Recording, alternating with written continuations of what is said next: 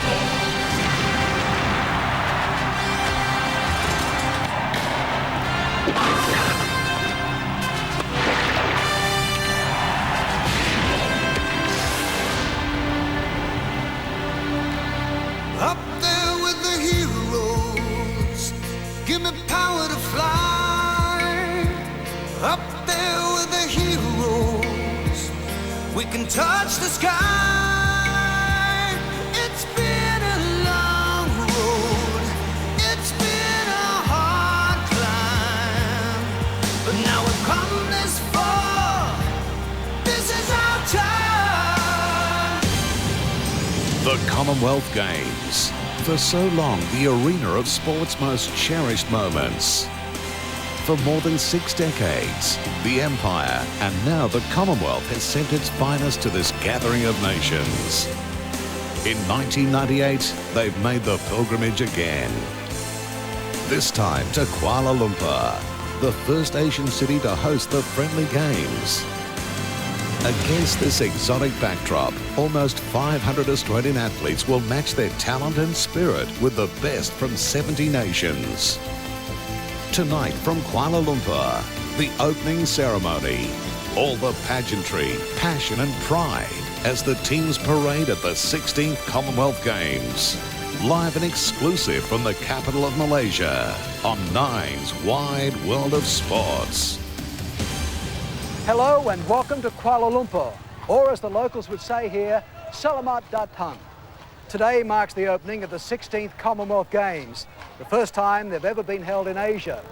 On these bustling, exciting streets, you sense the anticipation. And it's not just the prospect of wonderful sporting moments, it's the fact that these games are being held against the backdrop of an exotic country. Now, one journalist who spent a lot of time in this part of the world, Paul Lockyer, reports it's a country that embraces its Commonwealth Games visitors.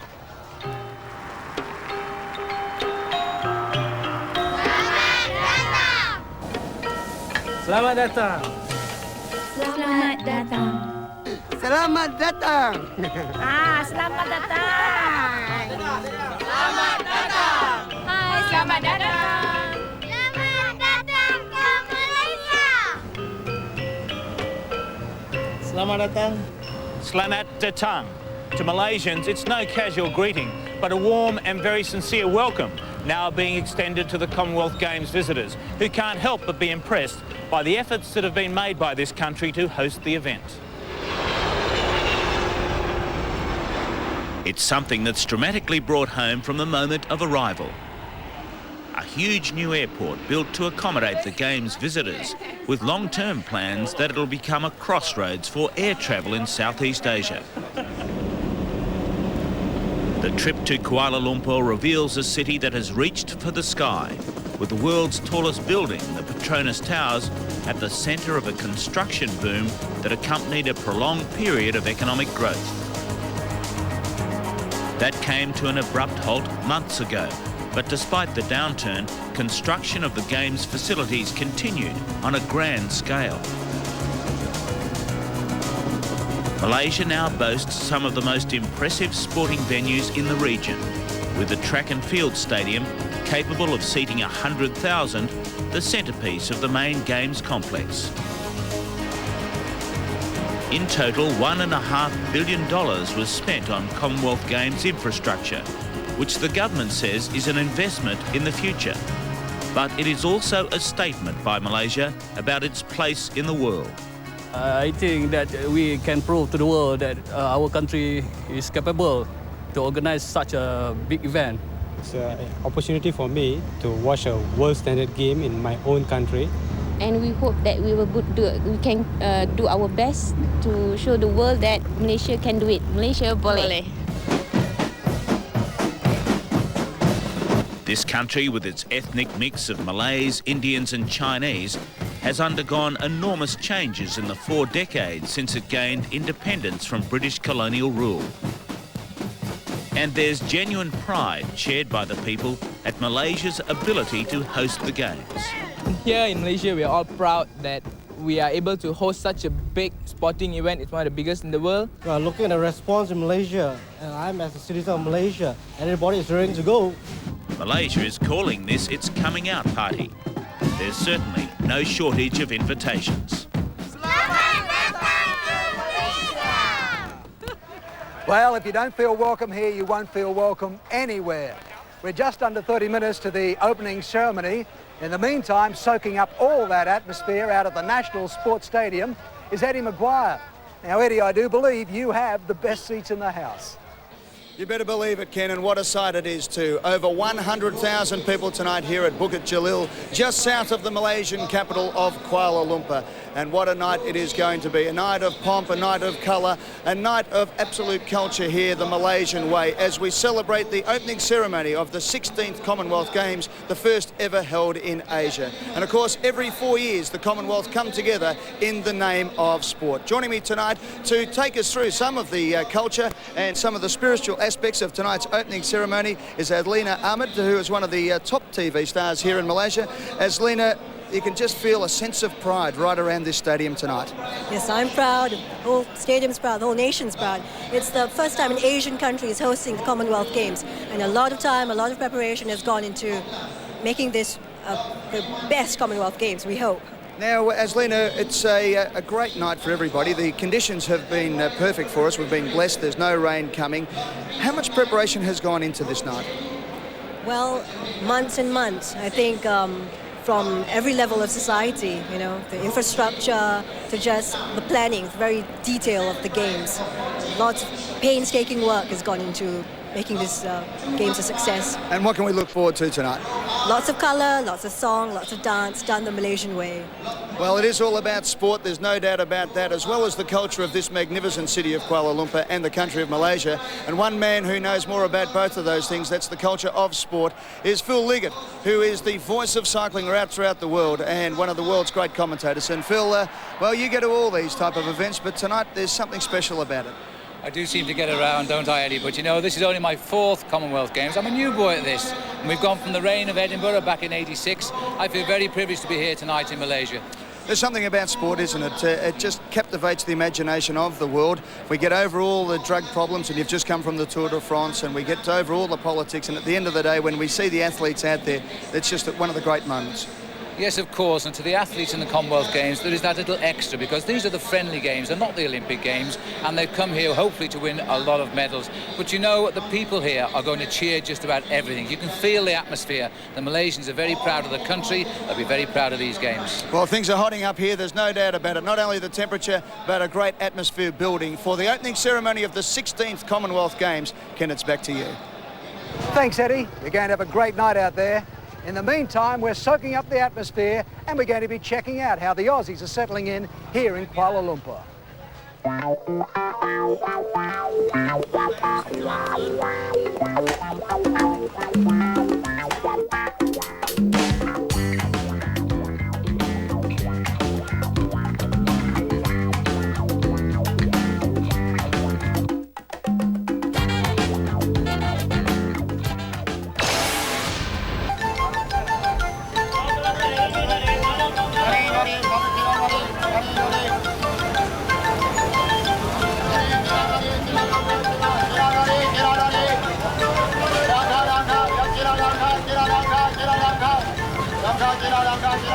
There are 460 Australian athletes in Kuala Lumpur, the largest sporting contingent ever to leave our shores.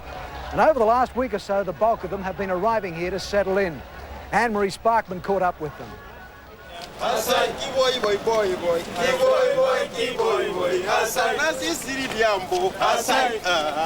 C1 is home to our contingent of Aussie athletes, and at this Games, there's some very famous first-timers. So we've just come up here, Steve, see what home away from home is like here at the Commonwealth Games. Do you want to give us a little tour? Well, this is our 5-star accommodation for the 2 weeks. We've got our breakfast table here. Magnificent. We've got the TV, we've got the pay TV stations. We're one of the lucky rooms, not many rooms have got the pay TV station, so we're pretty popular up here. And we've got the elite athletes here. Yeah, they are. Fit as a fiddle, the boys ready to go. So what do you guys think about the fact that everyone's walking around the village almost being in awe of the fact that you guys are here? Well, we didn't know that, but that's very nice. But it's almost the other way around for us. We're looking at the swimmers and the athletes and saying, gee, you know, look at Susie O'Neill and Donovan Bailey, all these sort of people. So we think they're pretty special. He's not here. Oh, well, look like him. Haven't seen him yet. The special guided tour included an inspection of Tom Moody's boudoir. Apparently this is the neat one. He's got all his toiletries there and he's quite neat, Tom. He's probably the neat one of the group. And an ensuite. He's like our housemate, actually. And the ensuite? Yeah, the toilet regularly overflows and, yeah, there's no toilet paper there, so that's in good shape. But, yeah, it's not too bad, yeah. Royalty at the village, the cricketers have already rubbed shoulders with true blue blood, as did netballer Liz Ellis. Did the Prince say anything to you? Well, apparently he wants to take me out, but unfortunately I had to knock him back. I've got a lamb roast on tonight. When our swimmers arrived, it was straight into the health food. For gold medal butterfly contender Jeff Hugel, it's all his dreams coming true. It's just everything I've always expected, you know. I mean, this is the first time I've ever been in a village, I guess, in a major competition, and to go to the food hall and to sit down and see, like, Mark Waugh and Steve Waugh and all those other famous athletes, you know, it's an instant buzz, you know. It's just going to be electric. Yeah, what's this thing here, you know? This is an African celebration. Traditional African. That's the way. Yeah. Hard and robust. Our champion hockey team made sure they were going to look the part for tonight's opening ceremony with a trip to the village hairdresser.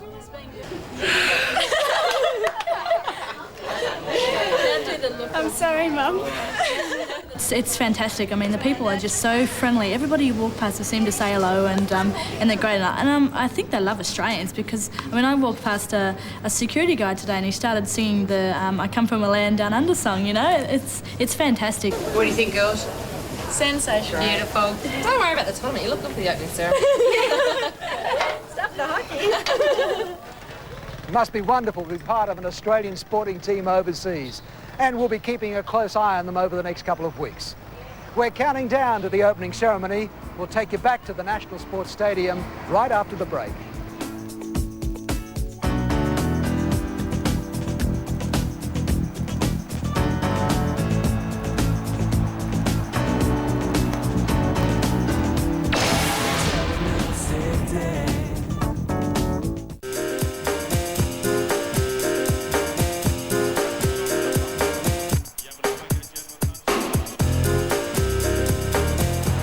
Welcome back to Bukit Jalil, and just moments away now from the beginning of the opening ceremony to begin the 16th Commonwealth Games here in Kuala Lumpur. 4 years ago in Victoria, Canada, the Australians dominated the Commonwealth Games, winning a record 87 gold medals. So you can imagine just how excited the Australian team is at this moment, just about ready to come into this magnificent stadium. Somewhere amongst them, the archetypal boy next door or girl next door could well become a national hero over the next 10 days. Tim Sheridan and Anne-Marie Sparkman caught up with the Australian team.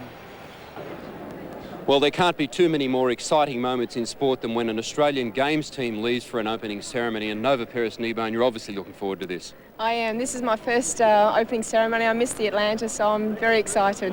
What sort of feeling do you get? Is it like competition or is it more emotional? I think it's more emotional, you know. You've got everyone back home who's supporting you, and just the thrill of being amongst so many great Australian athletes. So that's a big boost, yeah. I'm really looking forward to it. Sam Riley, a Games veteran, what sort of a buzz does it give you? It's fantastic. I really look forward to it. I've only ever marched once before, in '94 in Canada, and that was fantastic. It's one of the greatest experiences, so I'm really looking forward to tonight, and it's just great being surrounded by, as Nova said, so many great Australian athletes, and everyone's getting excited, taking photos. It's a lot of fun. Both of you very excited. Enjoy the night. Anne-Marie has some more athletes. Thanks, Tim. Well, I'm with the 1500 metre world champion, Grant Hackett. Grant, excited about this march down to the stadium? Definitely, it's my first games here. It's going to be great walking into the stadium with somewhat 100,000 people there cheering you on. So, it should be fantastic. And what about your impressions of the village life so far? It's been fantastic, to be mixing amongst the other athletes from various sports, and to see people like Mark Waugh, Steve Waugh, Kai van der Kuip, and various other athletes. It's been fantastic so far and a great experience. And absolutely revved up and feeling in top form? Yeah, definitely. I'm swimming really well. I've done a lot of work for my 1500 metre freestyle this time, so hopefully get out there and a gold medal will be fantastic. Okay, enjoy the opening ceremony. And we do have some real troublemakers over here. Catherine, how excited are you about this opening ceremony? Very excited. It's the first time netball's been a part of the Commonwealth Games, and there's a great feeling amongst the team, and we can't wait to represent our country in our first Commonwealth Games. Now, Nicole, what have you been up to since you've been here in the village? Oh, just taking the camera and the video camera around, getting everything on film to take home. Anything that we should know about? No, top secret, X-rated videos and things like that. And then, Vicky Wilson over here. Vicky, how excited are you? Very excited. I can't wait to get out there and just walk around and just have a look and see what's happening. It should be really great. Okay, so there's going to be some hijinks, I feel, tonight down at the stadium. And now it's back to you, Eddie. Thanks very much. Anne-Marie Sparkman and Tim Sheridan speaking to some of the Aussie athletes just moments away from walking in here to the main stadium in Kuala Lumpur for the opening ceremony of the 16th Commonwealth Games. We'll take a break and come back with the opening ceremony right after this.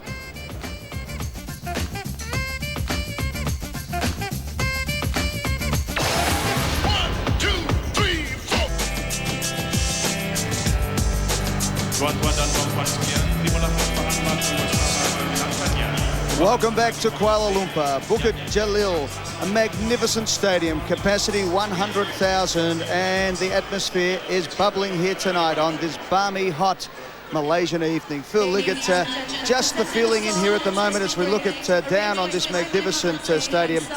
You can feel the atmosphere. It's palpable in the air, isn't it, at the moment?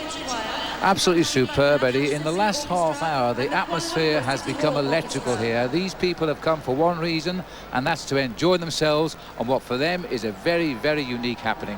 Well, the Australian athletes will be striding into this magnificent stadium a little bit later on. We have tremendous pomp. We've got tremendous culture coming on a little bit later on. One person, unfortunately, who won't be with us here live in the studio tonight, but gets her chance to strut her stuff in the next 10 days is Melinda Gainsford-Taylor. Melinda is in the village studio at the moment. Melinda, fantastic to have you here in Kuala Lumpur. We were a bit worried we wouldn't see you at all. I know, Eddie. I was a bit the same. 2 weeks ago, I thought I was packing my bags for home, so I was pretty excited yesterday when I headed out on the plane with the rest of the team. Tell us a little bit about your injury, that knee problem. We'll have to see how you go in training, but you're confident of running?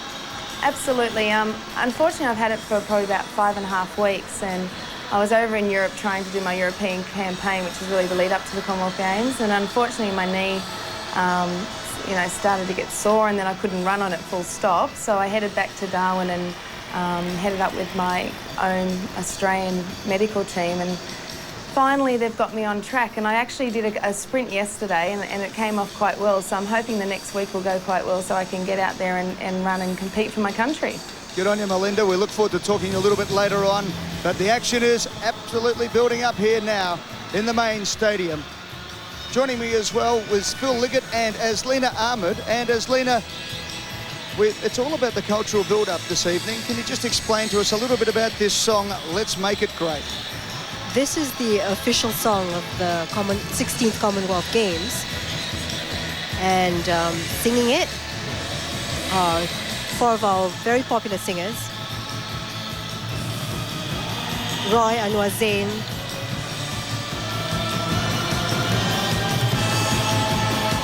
Looking down the audience here, Eddie, 100,000 people are packed in now. We're listening to a song we're going to hear a lot of over the next 10 days or so. Let's make it great, and I'm sure the Malaysians will do just that, and that is a great start to the evening.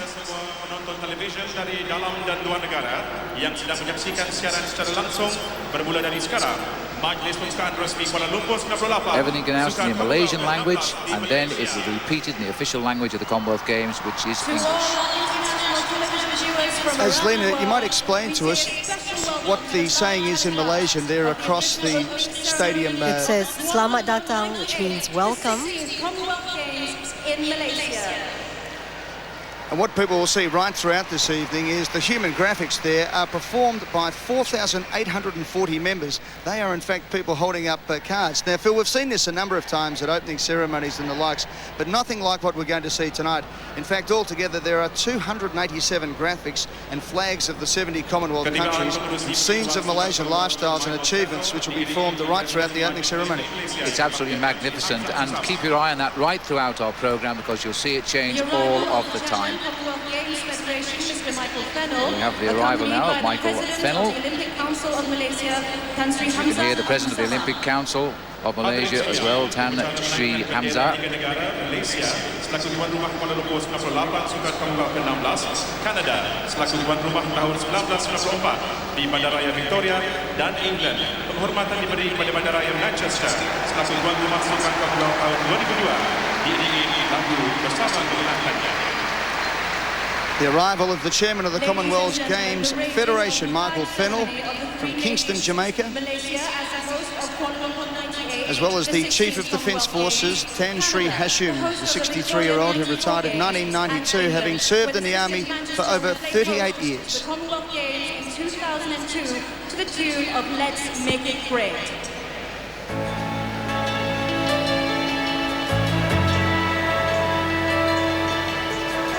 As they turn to the raising of the national flags, Let's Make It Great sounds throughout the stadium.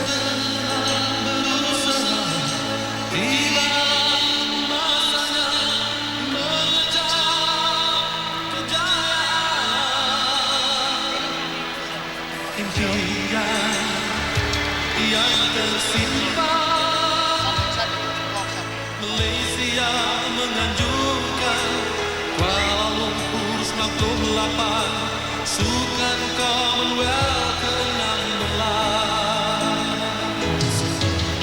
Kini Malaysia tumpuan dunia, bangun Malaysia berselamat wajah, jadikan Kuala Lumpur 98 sukan terunggul sentiasa.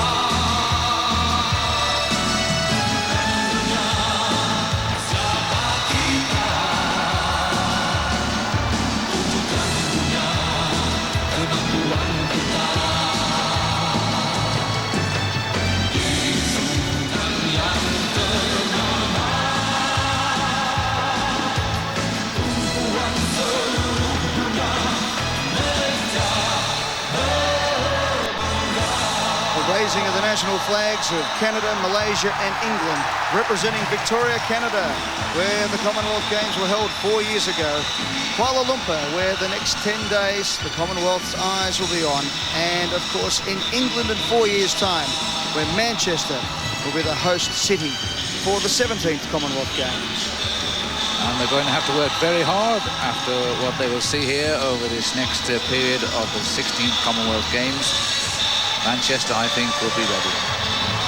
It's been a long, hard road, though, for the Malaysians, and they're going to now have a night to remember, and they're going to make it great. Phil, Manchester, of course, have been looking to hold the Olympic Games. They've been bidding, of course, and now successful bidders for the Commonwealth Games.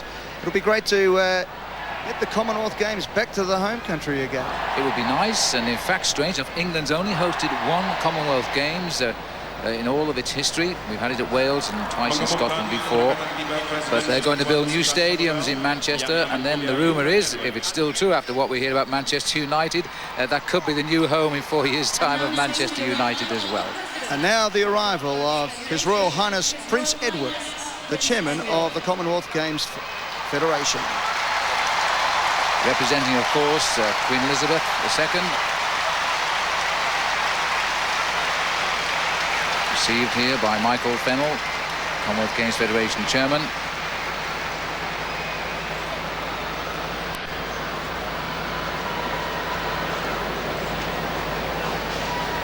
Berbarisan masuk kawalan kehormatan yang terdiri dari Prince Edward already having been around the majority of the venues. Scheduled yesterday to spend 20 minutes at the squash courts, and in fact spent 2 hours there because he was enjoying the game so much. And squash, of course, a new sport in the Commonwealth Games here at Kuala Lumpur. And what a battle it'll be with Michelle Martin and Sarah Fitzgerald, who have dominated world squash in recent times. Of course, Rodney Isles is the #3 seed in the men's draw as well.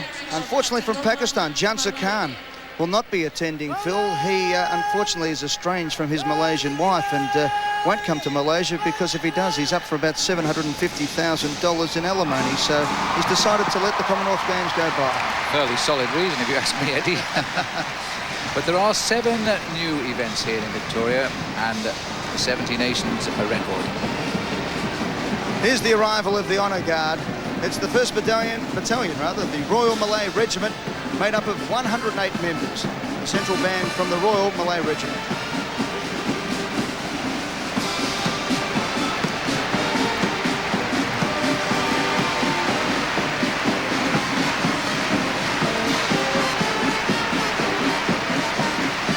As we watch the band here, Malaysia has a great tradition for marching bands, doesn't it? It certainly does.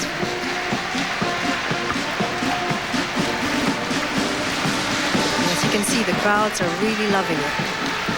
Aslina, tell us a little bit about the costumes of this battalion coming through.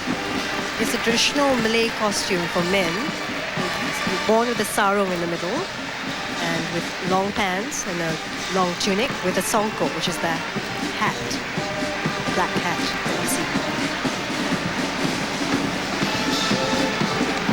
It's a long way away, Phil, from the precursor to the British Empire Games, which of course has now become the Commonwealth Games, which was staged in London in 1911 as part of the celebrations to mark the coronation of King George V. And Australia, of course, enthusiastic from the start, as you'd imagine, about this inter-empire competition, participated, but did not cover itself in glory. The team's best performance came from Harold Hardwick of Sydney, who achieved a rather unusual double, one that I don't think we'll ever see again, in fact, the 100-yard swimming gold and the heavyweight boxing gold. That was the Festival of Empire back in 1911. The first official British Empire Games were held in 1930. And they went through to 1950. Then we had the British Empire and Commonwealth Games. We moved on to the British Commonwealth Games, and now it's simply, Eddie, the Commonwealth Games.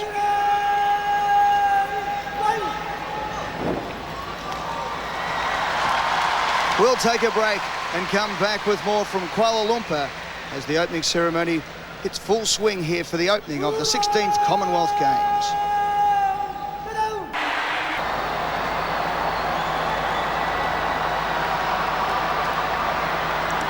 Welcome back to the opening ceremony of the 16th Commonwealth Games here in Kuala Lumpur, and you can see these empty seats there where the athletes will be sitting after their march through, coming up in a few moments' time. An enthusiastic welcome tonight for the Prime Minister of Malaysia, Dr. Mahathir bin Mohamad.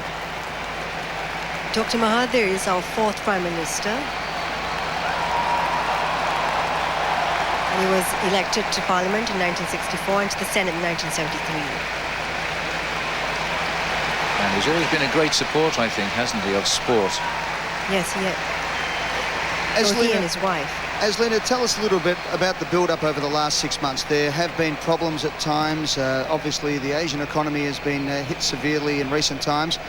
But there's been a great feeling of hope around Malaysia, and particularly Kuala Lumpur, that you could pull it all together and this would be a successful Games. I think a lot of hope was placed on these games because even though there was an economic downturn, the games and the show must go on, and that was the sentiment all around.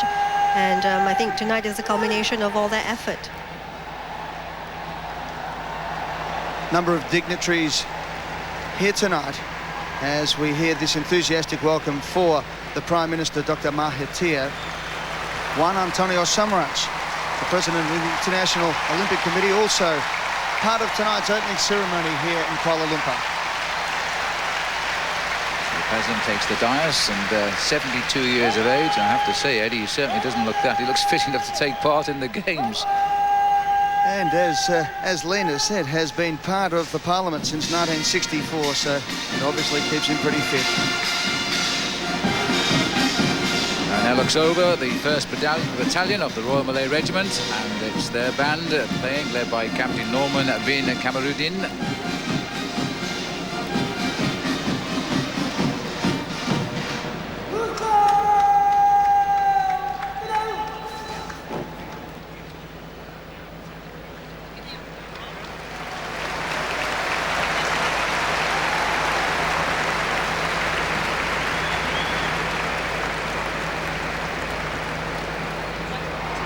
Malaysia shaking hands with His Royal Highness Prince Edward, and then with all the senior dignitary of the Commonwealth Games Federation. Mengumumkan keberangkatan tiba bawah bendera Hafiyah Paduka Seri Baginda Sultan Brunei Darussalam. Announcing the arrival of His Majesty, the Sultan of Brunei Darussalam.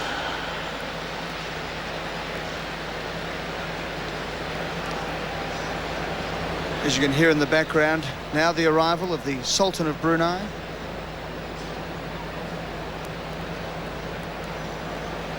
Brother competed in the shooting events in the Commonwealth Games 8 years ago. Bahagian terakhir menuju ke Stadium Nasional Bukit Jalil dari dataran Melaka Kuala Lumpur yang turut membawa titah terutusan khas Sri Paduka Baginda Ratu Elizabeth. Ladies and gentlemen, please turn your attention towards the electronic screen for the live telecast of the last leg of the Queen's Baton run from the Merdeka Square in Kuala Lumpur to the National Stadium at Bukit Jalil, bearing a special message of Her Majesty, Queen Elizabeth. Beautiful shots there of the skyline of Kuala Lumpur, Merdeka Square, where on Thursday, September the 10th, the baton arrived in Kuala Lumpur. Now it is the Queen's baton that has arrived here, travelling right across the Commonwealth. The baton's design comes from the traditional Malay artefact, the gobek. The gobek is traditionally used to welcome guests into Malay homes and reflects closeness and friendliness. This elephant is a 1,300-kilogram male elephant named Makoto, which is Malay for crown.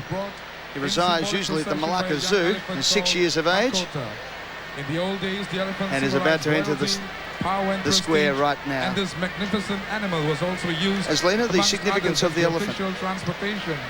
The elephant has been used in ancient times by royalty, and well, it's just an animal that you can only look on in awe, I suppose, due to its size. Now, the Queen's baton relay is the Commonwealth Games equivalent of the Olympic flame. This tradition started at the 6th Games in Cardiff back in 1958, and the specially crafted baton carries the Queen's message to the participating athletes. It will be read out by the President of the Commonwealth Games Federation, His Royal Highness Prince Edward. And this is Tan Ak Hwang, who won Malaysia's first ever badminton gold medal in the 1974 Games. The relay left Buckingham Palace back on March 9th and has since been right through the Commonwealth, Manchester, Wales, Nairobi, Kingston, right through Tanzania, New Delhi, Fiji, down to Australia through Sydney and Melbourne, Norfolk Island, across to Ottawa, through Canada, Singapore, Brunei, and finally to Malaysia. Well, it's probably quicker by foot, in fact, here in Kuala Lumpur to the stadium, because the road's closed now for the athletes. 20 of them, in fact, will change hands with the baton before they finally reach the stadium. As they leave now Merdeka Square. It is a beautiful square here, just behind the City Hall. Very colonial centre of Kuala Lumpur. And that's the destination now. You get the feeling sitting inside the bowl you are in an indoor stadium, but indeed you most certainly are not. It's a sort of sail-like cover on top of it with a vacant slice in the middle. Had it been raining tonight, then the participants of this ceremony would be getting very wet indeed. I'm delighted to say the commentators wouldn't. And also the atmosphere engendered inside it is one of expectation, because nobody knows, as with all opening ceremonies, they're well-kept secrets as to exactly what is going to happen here. As Lena, at the moment, it's obviously the very official part with the dignitaries all forming now, and we wait for the Queen's baton to arrive. Then a little bit later on, of course, we have the excitement of the athletes coming into the centre, into the stadium here, centre stage, and a little bit later on we'll be having a lot more of the culture of Malaysia. Yes, there'll be 2 major cultural presentations. A lot of work has gone into it. Lots of dancers, thousands of dancers, participants, and lots of traditional and popular Malaysian music.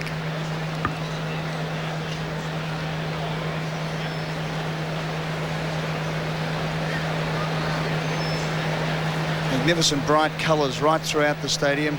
As you can see in the stands on the far side there, they're the human graphics, and we'll see more of these later on, but a high degree of discipline required in performing the human graphics. The performers must remain seated behind those coloured cards for 4 hours without a break. Cannot leave for any circumstances whatsoever. And in fact, we'll never see the opening ceremony because they're behind their placards and they can't actually see what is going on. They're controlled by earpieces with radios as to when to change. The arrival now of His Royal Highness, the King of Malaysia, and his wife, Mrs. Tuanku Jafar.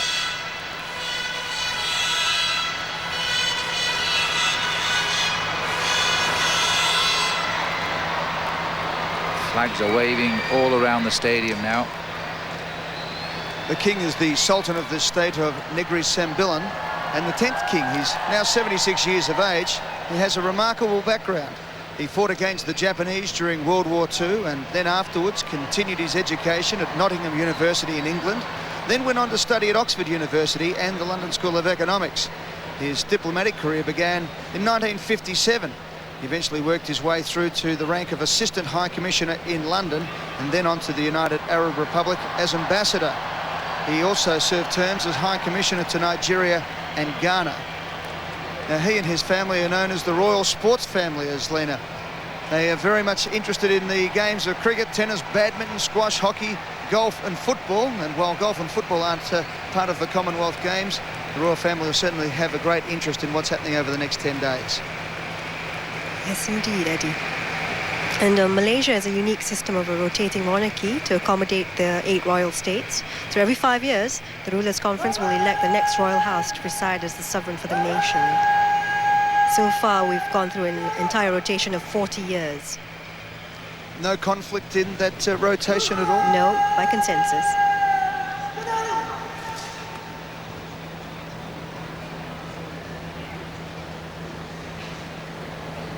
Beautiful old stretch Mercedes-Benz. As His Royal Highness, the King of Malaysia, and his wife, the Queen, emerge.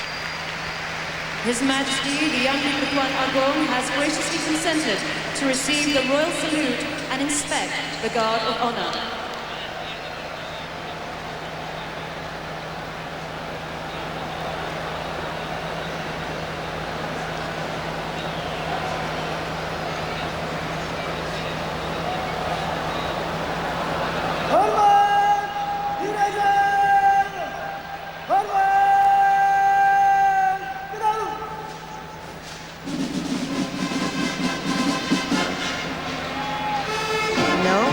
National anthem, Malaysia, Tuanku.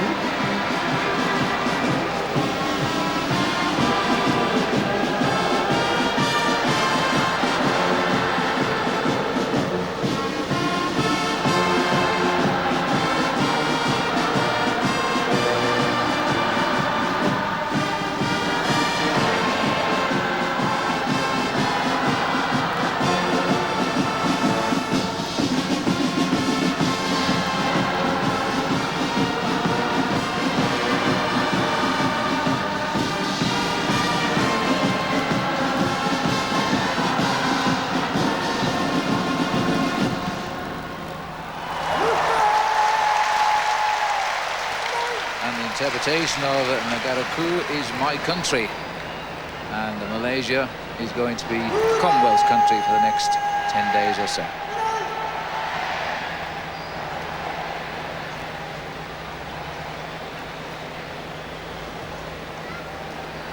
Kawalan kehormatan dari batalion pertama Rahman Askar Malik Raja siap untuk diperiksa. Mohon izin Tuanku.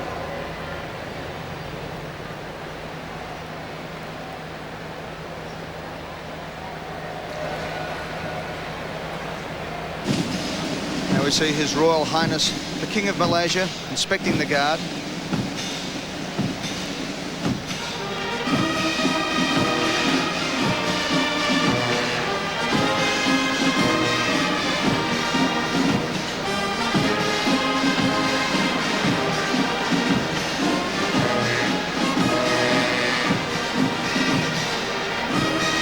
As His Royal Highness, the King of Malaysia, takes the salute, inspects the guard of honour.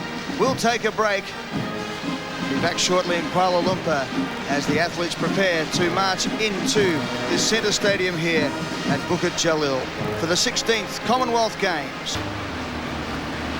Welcome back as we see the guard of honour marching out of the main stadium here this evening. In a few moments' time, we'll have the athletes arriving.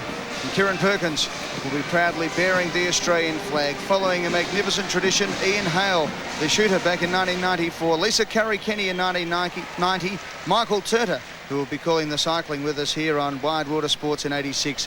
And Rick Mitchell back in 1982.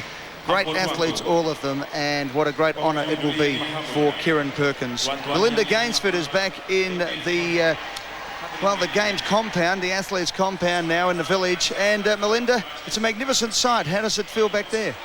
Oh, I actually wish I was there. Unfortunately not tonight, but it looks absolutely fantastic. I'm really looking forward to running on that track. Well, Melinda, have you seen the track at all? Have you been able to have any sort of a look at the main stadium? Unfortunately not yet, Eddie. We got in about 3:30 this morning, so I'm just trying to be recovering today, but I'm really looking forward to getting out there. It looks sensational and hopefully it'll be really fast as well. We had a training camp up in Darwin. The main concern, of course, is your knee. How is it coming up? What do you think will have to go right for you to put it together here at Kuala Lumpur? Well, things at the moment are going quite well. There's another decision that needs to be made. I have to look at which events I need to be competing in. At the moment, I'm doing the 1, the 2, the 4x1 and 4x4, which is a pretty packed program, but I think I'll make that decision tomorrow. And as soon as that decision's made, then I'll just have to really focus and knuckle down and look forward to competing there next week. Melinda, what is the difference between competing as you do right around the Grand Prix circuit or right throughout the year and a Commonwealth Games and Olympic Games? Is it I suppose it's very hard when you're an elite athlete like yourself. You have to do a lot of training by yourself, but to finally come together in a team atmosphere, is that the great difference? Yeah, it is an amazing difference, and there's nothing more incredible than coming into a village. I know last night, driving up here, even though I've been doing it for many years now, it still is extremely exciting. And I think Commonwealth Games in comparison to Olympics is more of a friendly games, and you can feel that in the village and when you're out there competing.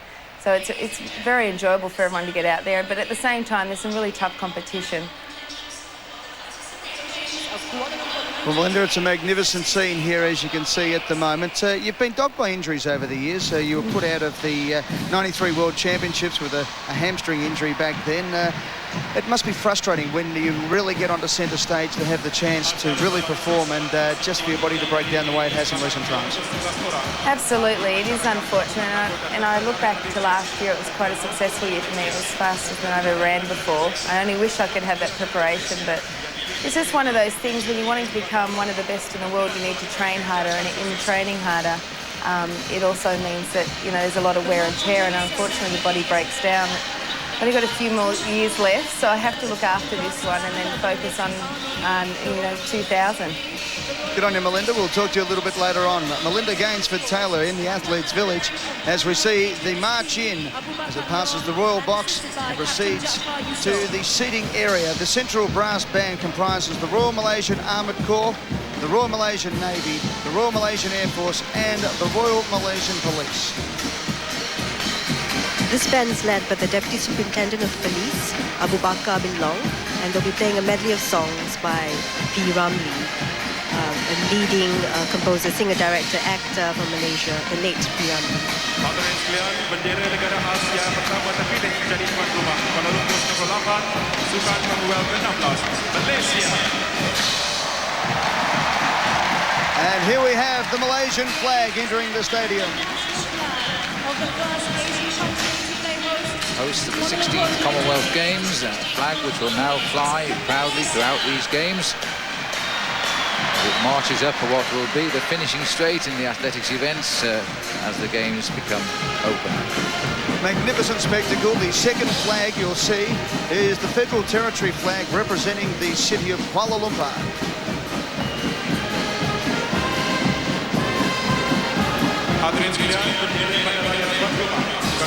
Flags carried by the 25th Battalion Royal Malaysian Regiment. Ladies and gentlemen, the flag of the hosting city of the 16th Commonwealth Games 1998, the Federal Territory of Kuala Lumpur. And the third flag entering the stadium now, as you can see, the Sukum 1998 flag carried by the 25th Battalion Royal Malaysian Regiment. And immediately behind that, we have the entrance of the Games mascots, headed by Wira, the orangutan, the mascot for the 1998 Kuala Lumpur Commonwealth Games. Keep an eye out there for Matilda, the kangaroo from Brisbane. Back in the white, well, he was the mascot at Edinburgh in 1986. There's Wira, the orangutan, the mascot of these games. I guess that's Glody a Kiwi. You should know all about that, Eddie. From Auckland in 1990.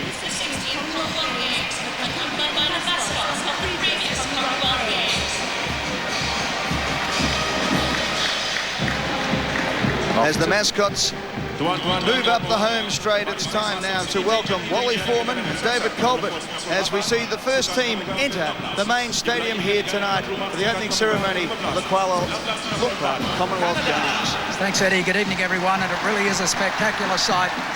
One of the highlights of any opening ceremony, the Parade of Nations, and we have a record number of countries here in Kuala Lumpur for these games. 70 countries in all, more than 5,000 athletes competing, and David Colbert competed at 3 of these games, won 2 silver medals for Australia in the long jump.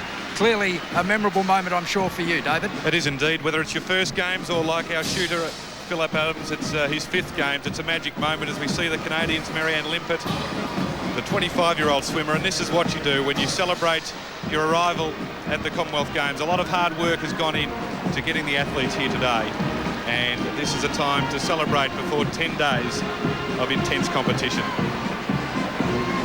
We've had a great record in Commonwealth Games competition. The Canadians, their highest medal haul, as you would have expected, was in 1994 when they hosted the Games in Victoria, British Columbia. We're one of 6 countries, Wally, to have represented at every Commonwealth Games. Of course, Australia is one of those also. Yes, they're a proud sporting nation, the Canadians. They've endured their ups and downs, of course, in the last 20 years. They had the financial difficulties with their sports systems after the Montreal Olympics in '76 and then the Ben Johnson scandal of 1988. But fighting back strongly now. You look at people like Donovan Bailey, of course, and their men's relay team. Really does show that the Canadian sports system is getting itself back on the rails. And interestingly enough, David, the Canadians are credited with reviving the Games in 1930. It was a gentleman by the name of M.M. Robinson from Canada who got the sports officials of the Commonwealth together at the 1928 Amsterdam Olympics and suggested a festival of sport for the Commonwealth countries, and that's why the first Games, the revived Games, were awarded to Canada in 1930. And watch out here, boys, you're going to get your head chopped off by the Frisbees as the Canadian team let fly right around this magnificent stadium. Now the second nation to come into the stadium, the magnificent main stadium here at Bukit Jalil, is Anguilla. This is a small country that gained its independence from the Nevis St Kitts in 1980, a population of just 8,000 people and an area of just 91 square kilometres. A team, in fact, of 3 athletes, 2 men and 1 woman, and they are all track and field athletes. Their flag bearer is Roland Richardson, the athletics coach. And interestingly, they have several radio stations in Anguilla, but no television. So unfortunately, Roland's family won't be able to watch him tonight as he has the eyes of the Commonwealth on him in Kuala Lumpur. Antigua and Barbuda. Of course, 70 nations in all will march this evening, and the next is Antigua and Barbuda. And what a legend carrying the flag for them. It's Viv Richards, the 46-year-old now, the most famous sports person ever from Antigua. He played 121 Test cricket, scoring a massive 8,540 runs. This team, I'm sorry, go on, Doug. And he's the technical director of the cricket team, and they have got a good cricket team too. I was just about to say, with Curtly Ambrose equal 4th highest wicket taker of all time, and Richie Richardson will captain the team, so there's plenty out there, there's no doubt about that, and now be prepared. And David and Wally, no doubt too that Curtly Ambrose looking very, very happy at those very green wickets that the Australians will have to face up to against Antigua in the next couple of days. Well, they play them tomorrow, and hopefully there'll be no overnight rain, because if I was one of the opening batsmen for the Australian team, I certainly would not like to see the red cherry coming flying at me from Curtly Ambrose. Captained by Richie Richardson. There you see the Australian flag in the card system, which announces the fact that the Australian team, the second biggest team at these games, has made its entrance into the main stadium at the National Sports Complex. Australia has won more gold medals than any other country at the Commonwealth Games.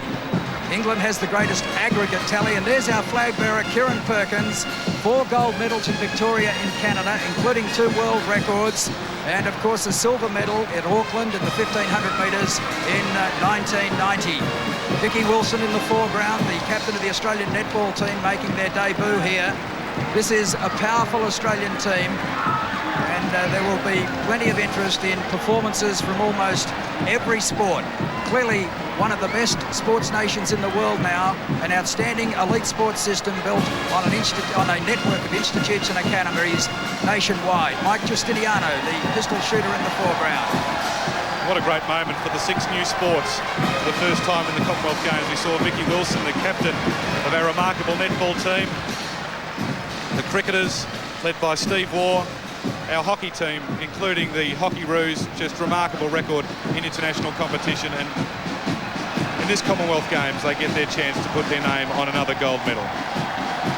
Shane Kelly there, we saw briefly, he'll go in the 1 kilometre time trial. There's Jay Stacey and Stephen Davies, members of the Kookaburras. Very proud moment for these Australians. Jay Stacey again just walking past in the foreground. Liz Ellis from the hockey team. The netball team. Some very interesting performances in this team as far as Australia is concerned. Susie O'Neill with 4 gold medals already and competing in 8 events. There's some of the cricketers. Steve Waugh just moving past. But if swimming in 8 events, and she could challenge Michael Wendon's Australian record of 9 gold medals. Philip Adams has 17 medals. David Campese, legendary figure in Australian rugby, and another one beside him, of course. A powerful Australian team in all sports. Bahamas.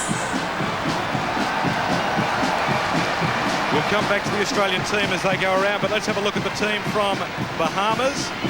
Alan Murray, a swimmer who was a finalist in the 50 metres freestyle in Atlanta, has the tremendous honour of carrying their flag. They're very strong in track and field, particularly in the women's sprints, although there has been some rumours that their best athletes, including Chandra Sturrock and Savannah Fines, may not be here. But we go back to the Australians, and just a tremendous moment, Wally, for these athletes who now get the opportunity to say that they have participated in the Commonwealth Games. Yes, particularly for those in the team sports, as you mentioned, David. And Wally, it's interesting there to see the Australian cricketers taking the photos as well.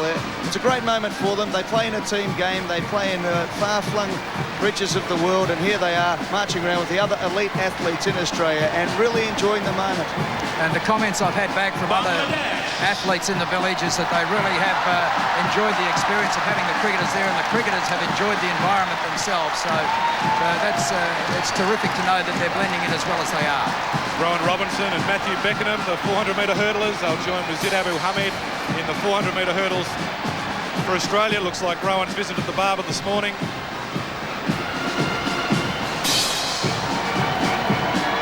I think this is Bangladesh that we're watching at the moment as they make their entry. Bangladesh have won only 2 medals in their years in the Games. Includes 1 gold medal. It came in the team's air pistol in Auckland in 1990. They'll be represented in cricket and shooting amongst other sports.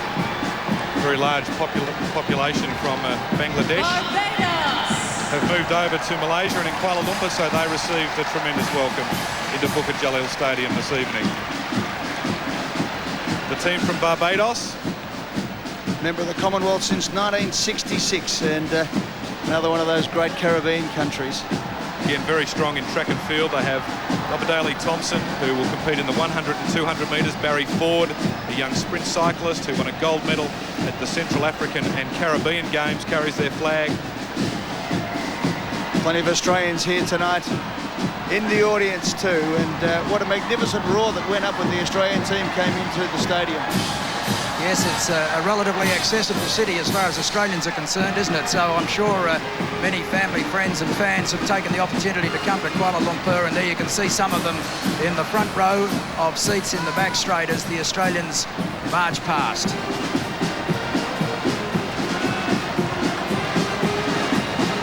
That Barbados team, of course, would argue that it could put forward one of the best regional cricket teams of all time if it was able to choose such a team.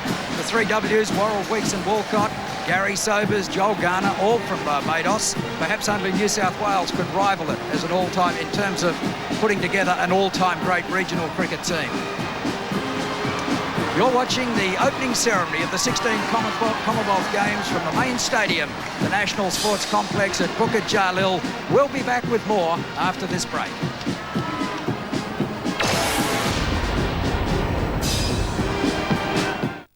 On a current affair, Australia's O.J. Simpson case. You see her hand marks where she tried to reach the doorbell. The man acquitted of this young woman's murder. I've never gotten over that shock. Now facing her angry father. I'm going to pursue the course of justice. In a sensational case creating history. He's not doing it for the money, he's doing it for the principle. Plus, don't forget your toothbrush. People don't like to know that that type of organism grows on anything. Chances are it's making you sick. This is a real concern. Find out what's really going in your mouth. That's a bit scary. When Nissan presents a current affair. Welcome back to the final of the Quad Sculls. And what a great final it's been so far as we come to the closing stages. It's a 2-team race. It certainly is, John. Now, Sweden, they've led right from the start. They have, but here come the US again. Can they pick them off? Look at the strain as these two fight for goal. Don't look now, John, but here come the Australians. G'day, how you going? Lovely day, boys. Because they put their super with Australia's largest superannuation manager, the Dailies and the Stevens are just a few of our customers who'll be scoring gold. See you later, fellas. When they retire. AMP? AMP? Go on, lads, keep up. Push the legs, that's good. Pull those handles harder. Good, Nick, good. Now, let's lift the pace. I've beaten you. Introducing the amazing 50-cent cheeseburger deal at McDonald's.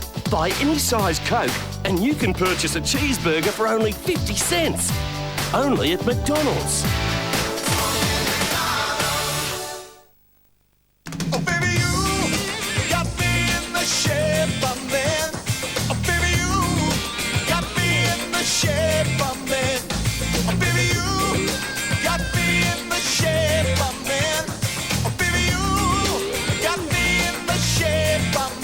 Shape. With almost no fat and high calcium, there's no better way to get into shape.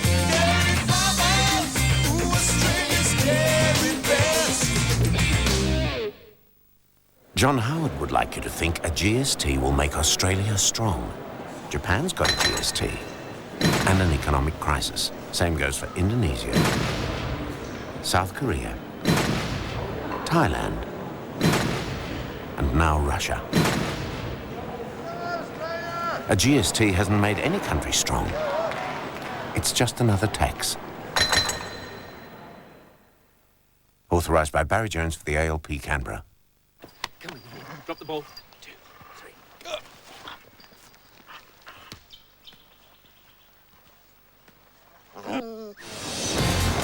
The Musso has always been the most powerful four-wheel drive in its class. thanks to the advanced technology of Germany's most prestigious car maker. And nothing has changed. Except that now, the Musso is sold and serviced by Daewoo. Hey! So 3 years scheduled servicing is included. There's more muscle in a Musso. Come on, then. This is definitely the last time. Tomorrow on day 2 at the Commonwealth Games, Susie O'Neill, Michael Clem, Ian Thorpe and a host of stars take the plunge as the swim program begins. Here at the Friendly Games on Wide World of Sports. Welcome back to Kuala Lumpur and the main stadium at the National Sports Complex, Bukit Jalil. And of course, swimming will be one of the highlights of these games, particularly from Australia's point of view, as the Parade of Nations continues here during the opening ceremony of the 16th Commonwealth Games. And the next nation, Cameroon. And it's the first time that they have competed in the Commonwealth Games. So a big welcome to them. Interesting, Wally, they've got 26 athletes, and in the weightlifting, there are 5. 4 are from the same family. Father David and son Samson, Davida and Alphonse. So good luck to them. And a big welcome to Cameroon, a colourful nation, better known for soccer perhaps than the Commonwealth Games sports, but deserving to be marching with the other 70 nations from the Commonwealth this evening. Very colourful outfits that the Cameroon athletes are wearing. And probably outside of the soccer team, Yannick Noah, one of their best imports or exports out to France, of course. The magnificent tennis player Yannick Noah, first discovered in Cameroon. Yes, it's interesting actually, Eddie, that 80% of the population speak French as their first language in the Cameroons. And now the Cayman Islands, a team of 19, their flag bearer, Dwayne Bowden, 34 years of age, a rugby player, born and bred in the Caymans, whereas many of their other players were actually born in Great Britain. Cycling and squash are two of the most interesting sports for the participants here from Cayman Islands. They've never won a medal, of course, and this is their 5th Commonwealth Games. 2 of their swimmers are just 16 years of age. First time they've actually been represented in swimming, David, so that's an achievement in itself, and terrific to see that developmental programs are springing up through all sports in all of the countries in the Commonwealth. Shauna Powell and Tina Abbott are those 2 swimmers that David referred to. Could be a chance to win gold in offshore banking if it ever comes into the Commonwealth Games. Not surprisingly, yachting is also one of the favourite pastimes of the people from the Cayman Islands.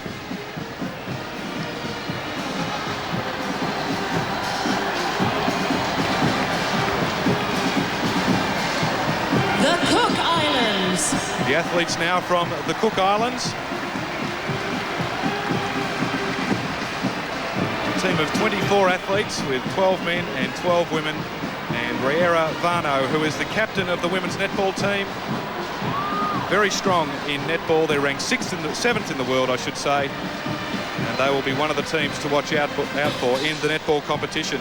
Discovered by James Cook, hence the name the Cook Islands. Yes, situated in the Pacific between Samoa and Tahiti.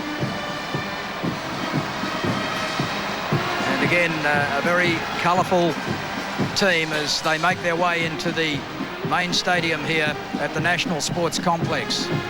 It's actually interesting to trace the development of these Commonwealth Games through the number of teams competing. If we look at the Australian cities that have hosted the Games as milestones, in Sydney in 1938, 15 countries, Perth in 1962, 35 countries, Brisbane in 1982 up to 45 countries, and then to Victoria in Canada in 1994, 63 countries. And tonight we have 70 countries marching, which is an indication, I think, that the Commonwealth Games are alive and well. This is Cyprus being led in by Fani Theothanau. She won gold 4 years ago in Victoria in the 10-metre air rifle. 7 medals in all in their time in the Games. And there you see the Australian contingent in the stands taking their seats. We don't just yet, I'm sorry. There you can see Wide World of Sports website where you can join us tomorrow night and speak with Ken Sutcliffe after 5 o'clock Australian Eastern Standard Time. All you have to do is get onto the web, www.wideworldofsports.com.au. Plenty of athlete profiles, schedule of events right throughout the Commonwealth Games, and a full result service as well, medal tallies, and a hero net. If you'd like to send an email to your favourite athlete or send your support and congratulations, you can do that on the Wide Water Sports World Wide Web. The online chats with Aussie sports stars and Channel 9 personalities. As I said, tomorrow night it's Kenny Sutcliffe who'll gladly send you back his information and his great wit as well. Ken Sutcliffe from 5 o'clock tomorrow night. That's Australian Eastern Standard Time on www.wideworldofsports.com.au. The athletes from Dominica, and interestingly, Eddie, you'll enjoy this. In 1992, the government instituted a controversial program that offered passports to people from the Far East who agreed to invest large sums of money, and they've now got an Australian. Well, they've got a population of 86,000, but if Christopher Skase gets his way, it'll be 86,001. So the athletes of Dominica, there are only 8 of them, and they've never won a Commonwealth Games gold medal. And a huge roar as England enters the stadium. The biggest team in these games, 358 competitors, 203 men, 155 women. Mark Foster is the flag bearer, the reigning Commonwealth 50 metres freestyle champion, the former world short course record holder in the 50 metres butterfly. Second overall behind Australia in gold medals with 484. Australia having the largest total, but England has the largest total medal tally. They finished third in Victoria behind Australia and Canada, but they've hosted the Games just once, as you may have heard Phil Liggett say earlier, in 1934 in London. Denise Lewis, the athlete there in the middle, she beat Jane Fleming for the Commonwealth Games gold medal in the heptathlon. She'll be one of the favourites here. Mick Hill at the top of the screen will join with Steve Backley in the javelin. They've got a tremendous track and field team, and their swimmers and shooters will also do very well, as will Tony Alcott, who's the current individual bowls world champion. So they've got an excellent team.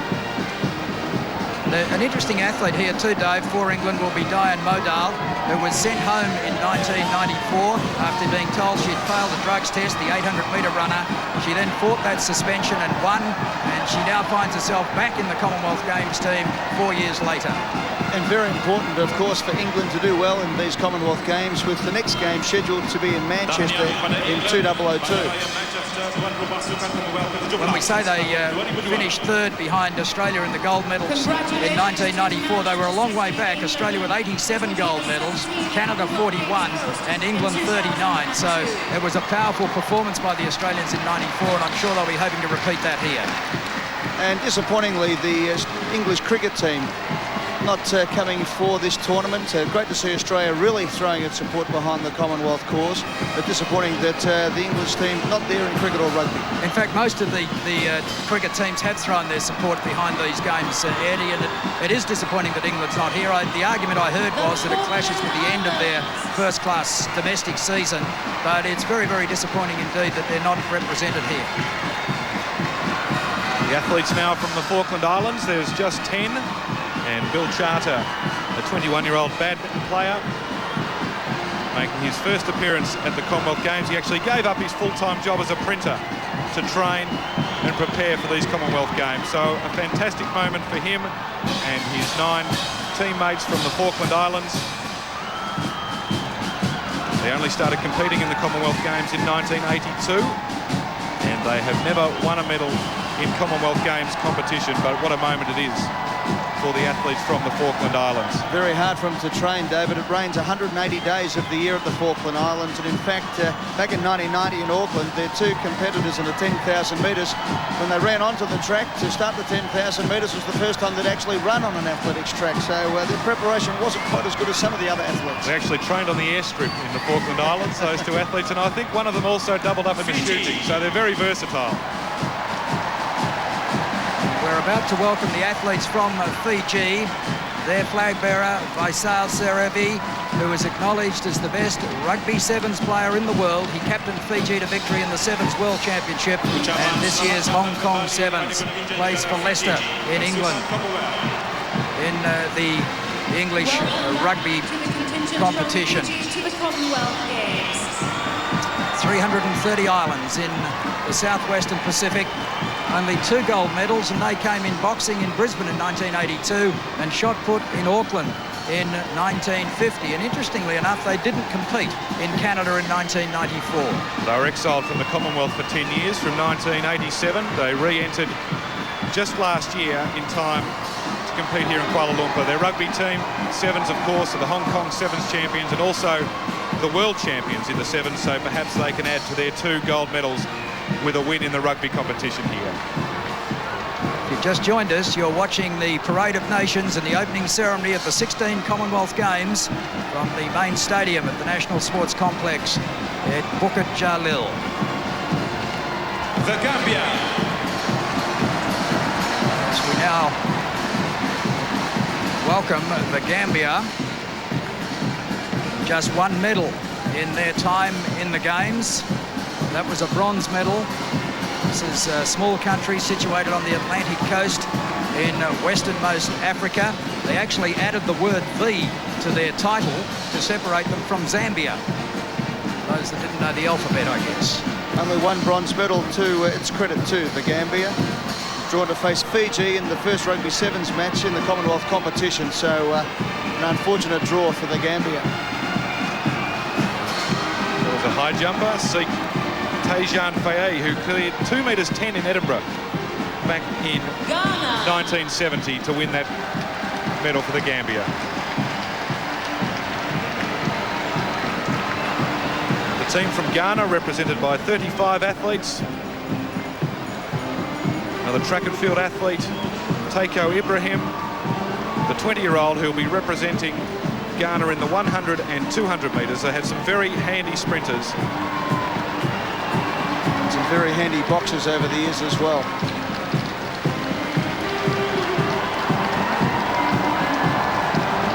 Ghana have picked up a total of 41 medals, have been involved in all Commonwealth Games since 1954, except the African boycott, of course, of Edinburgh in 1986. They've won 12 gold, 16 silver and 13 bronze in their history. It's interesting, David was referring a moment ago to Fiji's absence in 94. And there are 2 notable absentees from these games. Nigeria, which is under suspension, and they are a very strong Commonwealth sporting nation. And of course, we're not seeing Hong Kong for the first time, and we won't see them for a long time, and we won't see them anymore. The country having been handed back to China. They competed in 7 successive games from 1970 on, and so they will obviously be missed. As we welcome now the athletes from the country of Gibraltar. A team of 9, 7 men and 2 women. Their flag bearer just 17 years of age. Kevin Baria is a shooter. They've competed at every Commonwealth Games since 1958. But like so many of these other smaller countries, have yet to win a medal. Very small country, just 5.8 square kilometres and a population of 30,000 people.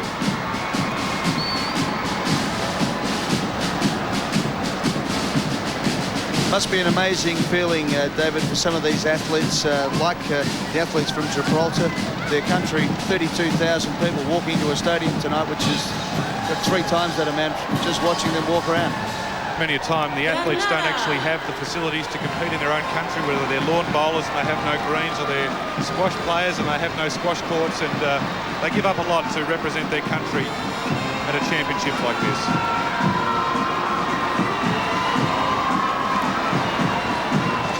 Grenada, just 2 athletes, they're both male. There's an athlete and a boxer, and Nigel Jones, a 100 and 200 metre sprinter who competed in the Olympic Games in Atlanta, carries their flag. Just 84,000 people in the population of Grenada. The other athlete is a heavyweight boxer, Paul Peters. Guernsey. Grenada is the most southerly of the Windward Islands in the Caribbean. Guernsey, the smaller of the 2 Channel Islands. They won a bronze medal in 1994 in Victoria. Their flag bearer is Darren Letizier, a badminton player. He was a gold medalist at the last 3 European Island Games.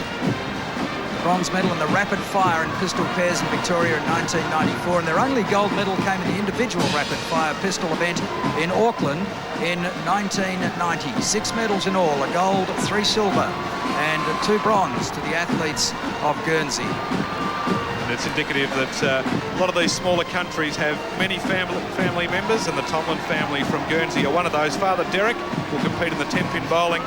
His son John and daughter Michelle compete in the swimming, and Derek was actually the assistant swim coach in '94, but they built a 10-pin bowling alley in Guernsey, so now he's representing them in that sport. Well, one athlete from Guernsey that will be known to many Australians is Lisa Opie, one of the world's leading female squash players, and she'll be competing in the mixed doubles in that sport during these games. The athletes from Guyana with Lennox Daniels, their flag bearer. Guyana is the only English-speaking country in South America. Of course, probably more famous, unfortunately, for the happenings in Jonestown back in 1978. This is also the country, of course, that gave us Clive Lloyd and the great Lance Gibbs.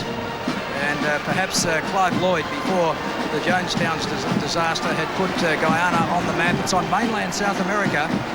2 gold medals. They've come in boxing in Edmonton in 1978 and in the 880 yards in London way back in 1934. And a huge round of applause now for India. Strong relations between these 2 countries. A lot of immigration from India to Malaysia as it is now. The flag bearer, Jaspal Rana, the defending 25-metre centre fire pistol champion. 128 medals in all to athletes from India, including 43 gold medals. In 1994, they won 24 medals, including 6 gold, the most populated nation in the Commonwealth, and they're 7th on the overall gold medal tally amongst Commonwealth countries. David, it's very interesting. A lot of the flag bearers come from the sport of shooting. I don't know if there's any coincidence in there. I think it's the record of some of these countries, and of course very strong in those sports. And the Indian team, the highlight I think for mine will be Sachin Tendulkar in the cricket. He'll be joined by Anil Kumbal, and of course the team manager there is Chris Srikanth, who was a legendary Indian cricket player, and they're drawn against the Australians, and it will be sad to see one of those 2 teams not playing in the final. Well, Australians are also used to contesting hockey against India, of course. 8 times Olympic champions in the men's competition in men's hockey, and the women have been Olympic qualifiers, also qualifiers for this year's World Cup. The Isle of Man with 17-year-old Mark Kelly, the flag bearer, and the Isle of Man have competed in the Commonwealth Games since 1958, and only Kellys have carried the flag. Mark's father, Mike, I should say, competed in 3 games, and his granduncle Bill carried the flag in 1958. And Phil Liggett was telling me earlier that he used to race against Mike on the Isle of Man, and what a great tradition it is for the family here. His mother and father are in the stadium tonight. Prince Edward also in the stadium, of course. He's the president of the Commonwealth Games Association. The Isle of Man, situated in the Irish Sea, equidistant from England, Scotland and Ireland. And now the Jamaicans. And hasn't this country got a remarkable record in world sport? Their flag bearer is Robert Richards, who is actually the president of the Jamaican Badminton Federation, but they can do a lot better than that. This is the country that gave us the Olympic multi-medalist Merlene Ottey, and those with good memories can go back to the great Olympic champion Don Quarry, who won the 200 metres gold medal in Montreal in 1976 and won 3 successive 100 metres titles at the Commonwealth Games, 70, 74 and 78, plus 2 gold medals in the 200 metres. A great athletic country, and their cricket team here will be captained by Jimmy Adams. And their track and field athletes will take up the tradition of the great Don Quarry. Of course, Sandy Richards is humming and ahhing on whether she'll compete, but I understand she may run the 400 metres. Dion Hemmings, the Olympic champion over the 400 metres, and they also have a tremendous long jumper in James Beckford.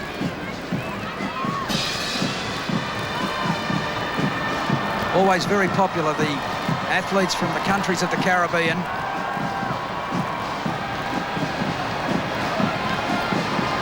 Tremendous atmosphere in the stadium here at the moment. A great moment for the athletes of the Commonwealth. as we see the athletes from Jersey, just 19 competitors in all, and David Lamarquan, a lawn bowler.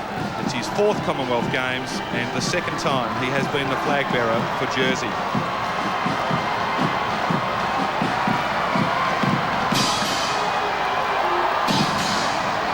Didn't win a medal in 1994, but they've won 4 previously. Their gold medal, their only gold medal of the 4, came in shooting in Auckland in 1990.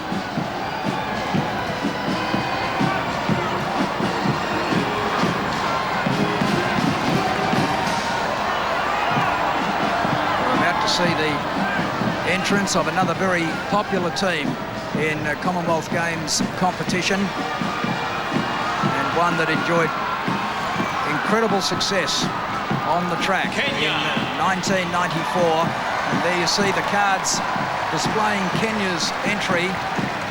Their flag bearer is in fact from the sport of weightlifting, Paul Odiahambo. But what a magnificent performance their track athletes put up in Victoria in Canada, winning gold medals in the 400, 800, 1500, 10,000 and 3,000 metre steeplechase. That's quite remarkable, isn't it? And the good news for their competitors in the track and field competition is, Wally, that they've got a stronger team here in Kuala Lumpur. Daniel Coman, one of the great Kenyan athletes of all time, Patrick Ninduri, and one of the rising stars of international track and field, the 800-metre runner Japhet Kumatai. They're also strong in cricket and hockey.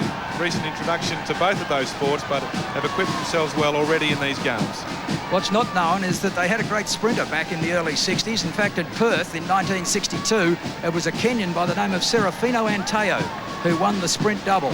Unfortunately, illness struck Serafino down later in his life, and he was involved in a very unfortunate family disaster that had resulted in him being institutionalised for the rest of his life.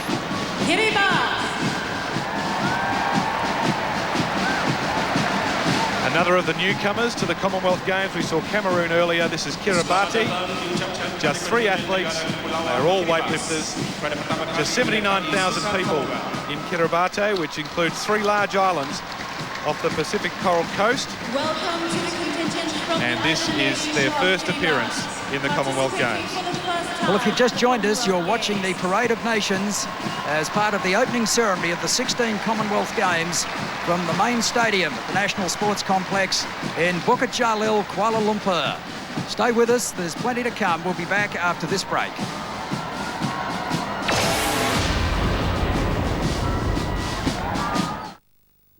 Who will lead Australia into the new millennium? Sunday night, John Howard head-to-head with Kim Beazley. And the Worm returns with the verdict in A Current Affair Monday. The Great Debate, moderated by Ray Martin. Live and commercial-free, 7:30 Sunday on Channel 9.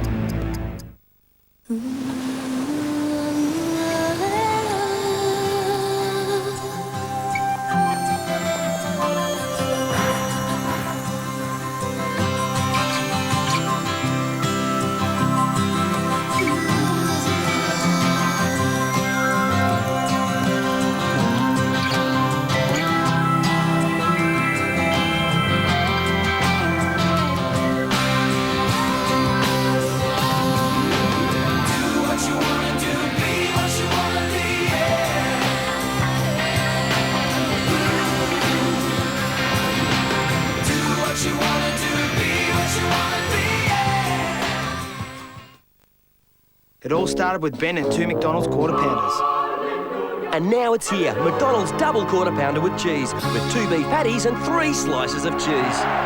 Only McDonald's double quarter pounder with cheese is the official burger of the NRL.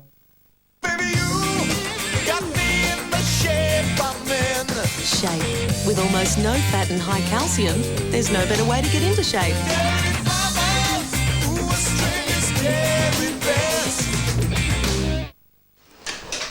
Working late? I shouldn't be too late. I'll see you later.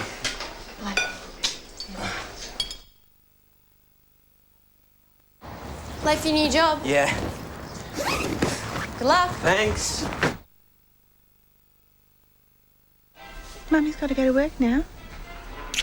Good night. Bye. All right. Yeah, I got a bit to get done out there today. Yeah, so, just take it easy. I'll see you tonight then. Remember, next time you leave for work and say goodbye, Bye-bye, sweetheart. Hi, Daddy. make sure it's not your last. OK, New South Wales, let's get serious about work safety.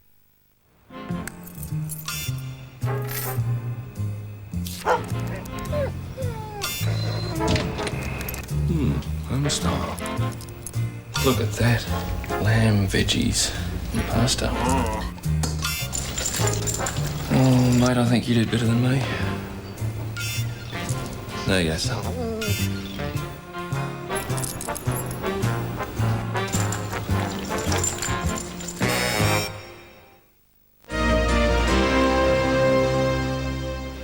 Today, BrandPower shows you the easiest way to bake a cake using non-stick Glad Bake. Non-stick coated both sides, so you can place it either way. No greasing needed, so it's healthier too. And when your cake is baked, it lifts out cleanly, just like this. Also use Glad Bake for biscuits. It's reusable, as well as for roasting vegetables, rolling out pastry, for oven baking, so many uses. Glad Bake for non-stick, no mess baking and more. BrandPower, helping you buy better.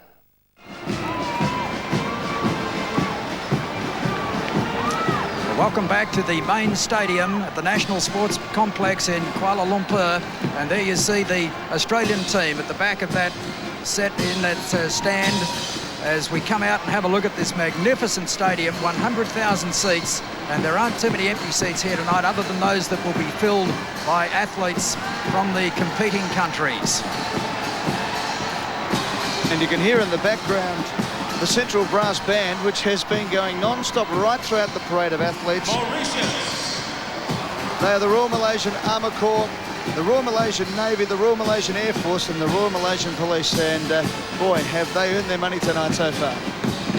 And Mauritius just coming into the stadium, their flag bearer Eric Milazar, a 400-metre runner with a personal best of 45.31 seconds. So that's quite tidy, David. Well, that'll get him through the rounds, and we might see Eric in the final, the English team. And also Ewan Thomas from Wales, pretty handy over 400 metres, but Eric Milazar tonight, the pride of Mauritius. They get to win a medal, actually, in any form of competition or in any sport in the game, so they'll no doubt be hoping for a change of fortunes as far as a presence on the podium is concerned. Again, the card changes in the back straight have been a feature of the opening ceremony so far, and they herald the introduction of the team from Montserrat, just 3 of them.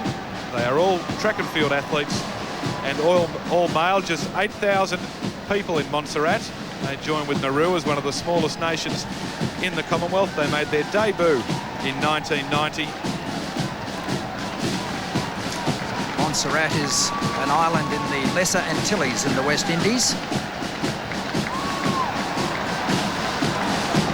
Like so many other countries, as we mentioned, yet to win a medal amongst these smaller countries. But such an important sporting assembly competition for these smaller countries, including countries like Mozambique, who are led in by Paulo Jorge, a boxer, just 25 years of age, a team of 9, 7 men and 2 women. Mozambique is on Africa's southeast coast. It's twice the size of California with a population of 17 million people, and they're participating in the Commonwealth Games for the first time. So a proud moment for the country and their athletes here in Kuala Lumpur. And of course, they have an outstanding 800-metre runner in Maria Mutola. She'll be competing at the Commonwealth Games for the first time. The world champion in 1993 and the Olympic bronze medalist from Atlanta. And we look forward to seeing her in the 800 metres. Of course, Namibia have been in the headlines here in Kuala Lumpur and around the world in the last day or so as we look at Friedheim Sack, who is a pistol shooter, 42 years of age, carrying the flag. But Frankie Fredericks, their great sprinter, had a little bit of a dummy spit when the Prime Minister decided that Harry Simon, their welterweight boxer, was the best athlete ever from Namibia. And Frankie packed up his bags and said, I'm not going to Kuala Lumpur. On the basis that Frankie hadn't won a world championship, was it, or an Olympic gold medal?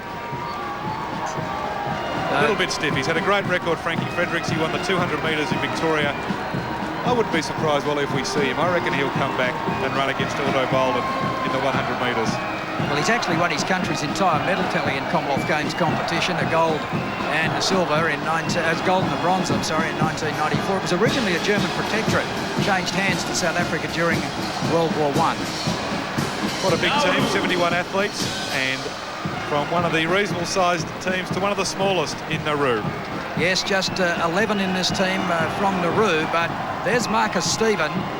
Now, he is an outstanding weightlifter. He arrived in Auckland in 1990 as the first athlete ever to represent Nauru at the Commonwealth Games. His mother, Sunshine Stephen, flew in for the competition, and Stephen went on to win the 60-kilogram gold medal in the snatch and a silver for both his clean and jerk, and combined total.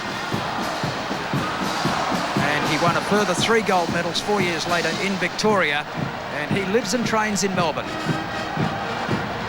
Along with Paul Coffer, who is the Director of Sport, well known in weightlifting circles, and his brother Sam and Marcus Stevens. Should double the medal tally for Nauru here in Kuala Lumpur. And a great reception for the 227 athletes from New Zealand. They've hosted the games twice. 3 times, I should say, in Auckland in 1950 and 1990, and also in Christchurch in 1974. Graham Miller, the 37-year-old cyclist competing in his 5th games, carries their flag. He won the gold in 1990 in the road race and also the 100-kilometre time trial. They've got some interesting athletes, including Millie Khan, a 60-year-old lawn bowler who has 7 children, 12 grandchildren and 4 great-grandchildren, and she'll be competing in these games for New Zealand, having won a silver medal in 1990. Another interesting competitor amongst the New Zealanders, David, will be Daniel Loader, their swimmer. He was a dual gold medalist in Atlanta. Didn't swim as well in Perth earlier this year at the World Championship. Struggled to make the finals in his World Championship events, but I'm sure he will be looking to lay down the challenge to the Australian swim team. As will Jonah Lomu and Christian Cullen, 2 of the All Blacks. They've had a rough trot recently, and big Jonah, he's been popular in the Athletes Village and been popular in the meal queue too, I think. Yeah, well, I mean, but you're quite right, because they had losses to both Australia and South Africa in the Tri-Nation Series, so their rugby team will be keen to do well here in the Sevens tournament, I'm sure, as will their netball team, who are probably Australia's biggest threat to the gold medal in that sport. And chances as well in the World Doubles Squash Champions. They've got Leilani Joyce and Philippa Beams, and that's a sport that we don't see too much of, the doubles of squash. We obviously know the singles pretty well, but the doubles of squash be nice and hectic in there on the tight squash court, and the heat here in Malaysia with the ball jumping up. It'll be interesting to see how many can leave the court without getting cuts above the eye, I think, David. A strong team from New Zealand, and next into the stadium, the Norfolk Islands. It's a team of 28 athletes, 18 men, 10 women. Carmelita Anderson is the flag bearer.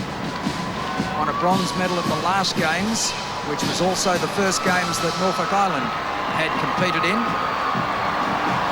That was in lawn bowls, that medal.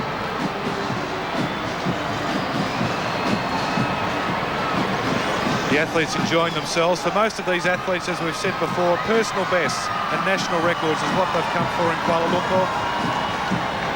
And interesting to see that John Christian, one of the direct descendants of the first Pitcairn settlers, of course from the lineage of Fletcher Christian from Mutiny on the Bounty, will be competing in the bowls for the 3rd successive game. So one of the, well, the most famous name in Norfolk Island. Get another look at the New Zealand competitors. The athletes now from Northern Ireland. Great history in Commonwealth Games competition. Their flag bearer is Alan Rutherford. He's the captain of their cricket team, which of course is making its debut here in the Commonwealth Games. Of course, perhaps the most famous of all competitors from Northern Ireland was Wayne McCulloch in 1990, when he stood atop the medal podium to receive his gold medal, and they couldn't for the life of them get the national anthem to work, so he grabbed the microphone and belted out a tremendous rendition of Danny Boy. Little Irish humour. Won 2 boxing, 2 shooting gold medals in Victoria and Canada in 1994, Northern Ireland. And Margaret Johnston won a gold medal in the women's singles bowls. quite strong in boxing also, and they're hoping that they can improve on that medal tally of 80 here in Kuala Lumpur. Colourful team too. Dispense with the green, which is normally associated with Ireland.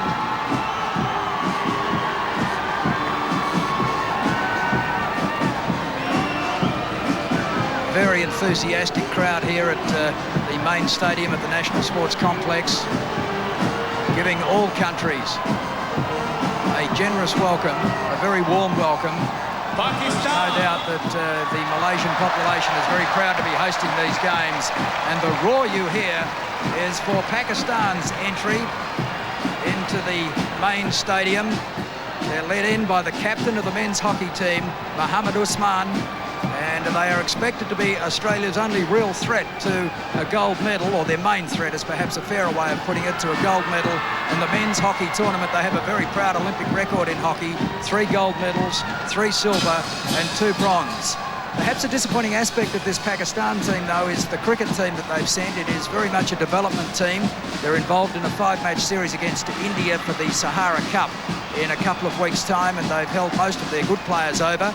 But the sport of cricket has also been racked by controversy again in Pakistan in the last 48 hours, with further accusations of bribes being offered to players to throw games. There's never a dull moment in Pakistan sport. Absolutely. Shahbaz Ahmed, their great hockey player, has come back from retirement for the 5th time to play in this competition, having been sacked from the team by various coaches and administrators, but the great Shahbaz and his mercurial hockey player will be back in competition in Kuala Lumpur. Always strong in the squash, and as we mentioned earlier, Jansa Khan not turning up to the Commonwealth Games because of alimony problems here in Malaysia with his estranged wife. So he decided to keep the gold in the pocket instead of risking it to maybe win some more. Papua New Guinea with Lynn Shapira, the 22-year-old featherweight boxer, the standard bearer.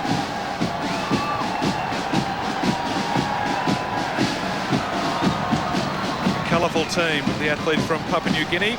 Again, of course, great tragedy there this year with the Atapi tsunami, and it wiped out many of their playing fields and sporting fields, and I'm sure some of these athletes here may have lost loved ones, and so perhaps some good news for the people of Papua New Guinea. Yes, as sport so often is, perhaps it will be a rallying point for the Papua New Guineans, a country with which Australia has a very strong affinity as a result of the support they provided the Australian forces during World War II.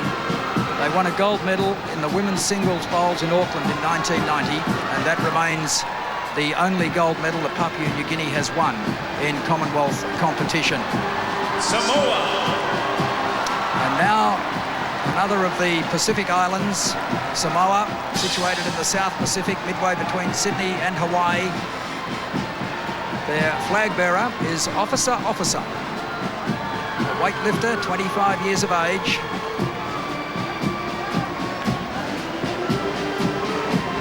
Haven't won a medal as yet. Their rugby team will be here tonight, and they promise a very colourful entry. Led by that man, enthusiastically performing a dance. An impromptu and a colourful dance. Well, why not enjoy yourself? You're out here representing your country in the Commonwealth Games, and that's one way to celebrate.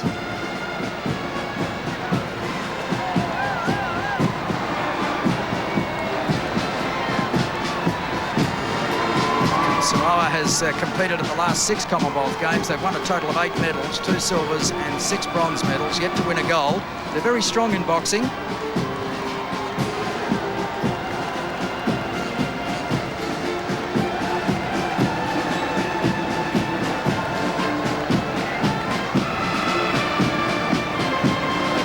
Come to enjoy themselves, the athletes from Samoa. In fact, we've now got some, I was going to call it a haka. It looks a lot like a haka, but they're holding up proceedings, the athletes of Samoa. They've got centre stage, with the eyes of the Commonwealth on them as they perform their traditional dance. And And the look of that bloke in the middle, I'm not going to go down there while you tell him he can't do it. Well, I'm not sure that the organisers will enjoy that impromptu demonstration as much as the crowd will. Prince Edward certainly approves. And it brought a great cheer from the very supportive crowd here in the main stadium in Kuala Lumpur. And as they now continue with the parade in a more orderly fashion. Great to see the personality of these countries being expressed as it was then by the Samoan men.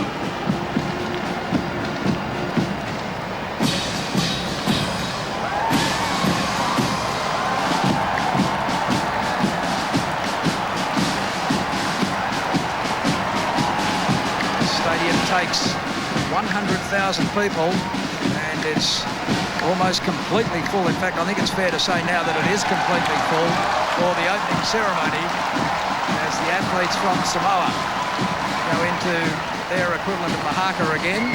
Scotland! We might be here for a while. The athletes of Scotland now. It might be on too if the Scots have to slow up here, David. Well, Scotland are brave if they keep going. They know how to handle themselves, the Scots. And there's Doug Walker, who is a tremendous young sprinter, one of the most promising athletes from Great Britain. Of course, competing for the home country here of Scotland, just 25 years of age. He was the European champion just a couple of weeks ago in Budapest. He'll run the 100 and 200 metres here. He has recently had a knee operation. He's won the famous Powder Hall gift on New Year's Day in Scotland, and a proud moment for young Doug Walker. And Peter Nicol as well, the 25-year-old, is the world squash #1 at the moment, the first man to break Janser Khan's dominance in 10 years by winning the 1998 British Open Championship. So he certainly is one to look out for in the squash. And strong across a few sports too, Wally.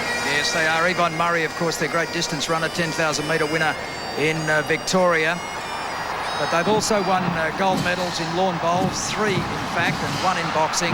They're equal 5th with South Africa on the overall gold medal tally, so it's an indication of their strength. And they've hosted the Games twice, both times in Edinburgh. Edinburgh and Auckland, the only cities to have hosted the Commonwealth Games twice. Edinburgh in 1970 and 1986. Edinburgh 86, of course, David, was one of yours, and my recollection of those games is that it was very miserable weather for most of the games. Yeah, it was pretty cold for most of it, and affected fairly dramatically by the boycott of the African nations. I think just 26 countries competed in Edinburgh as compared to 70 here, and we have a hold-up because our good friends from Samoa are performing another dance. And so the athletes of Scotland behind their bagpipes, playing Scotland the Brave. Very strong in lawn bowls with Willie Wood, a world champion, along with their shooters. And track and field athletes will carry the hopes of Scotland. Well, Scotland will be one of those nations. The home countries in total will be countries that will benefit greatly by the great injection of funds that the British Sports Council is putting into sport throughout the United Kingdom, establishing an institute-type structure similar to that exists in Australia. And they really are making a big push in facilities as well as in supporting athletes programs. And now we welcome the athletes from the country of the Seychelles, a team of 16, 14 men and 2 women. Their flag bearer is Jerry Legras. He is a 32-year-old boxer. They've won just 1 medal. That was a bronze medal in 1994 when another boxer, Rival Kadu, won a bronze medal in the light middleweight competition in Victoria. An archipelago of 100 islands in the Indian Ocean, just northeast of Madagascar.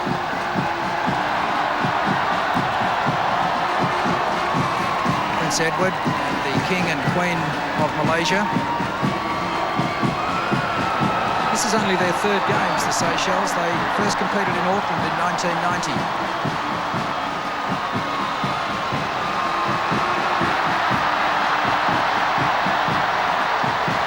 That's Samoa doing another dance. They're now at the back straight. You can see that they're just underneath the cards. And there they are, the athletes of Samoa, led famously by their dance troupe. They've all got the shirts off now. And entertaining the big crowd here at Bukit Jalil, and a tremendous ovation. The crowd loving it, and as you mentioned earlier, David, no officials giving them the wind-up either at the moment. They're pretty hardy lot, the Samoan boys. Well, it is the friendly games, of course, the Commonwealth Games, and it is being shown there by the performance of the Samoan athletes. Sierra Leone, of course, infamous, unfortunately, for Horace Dove Edwin. Singapore! In Victoria 4 years ago, he finished second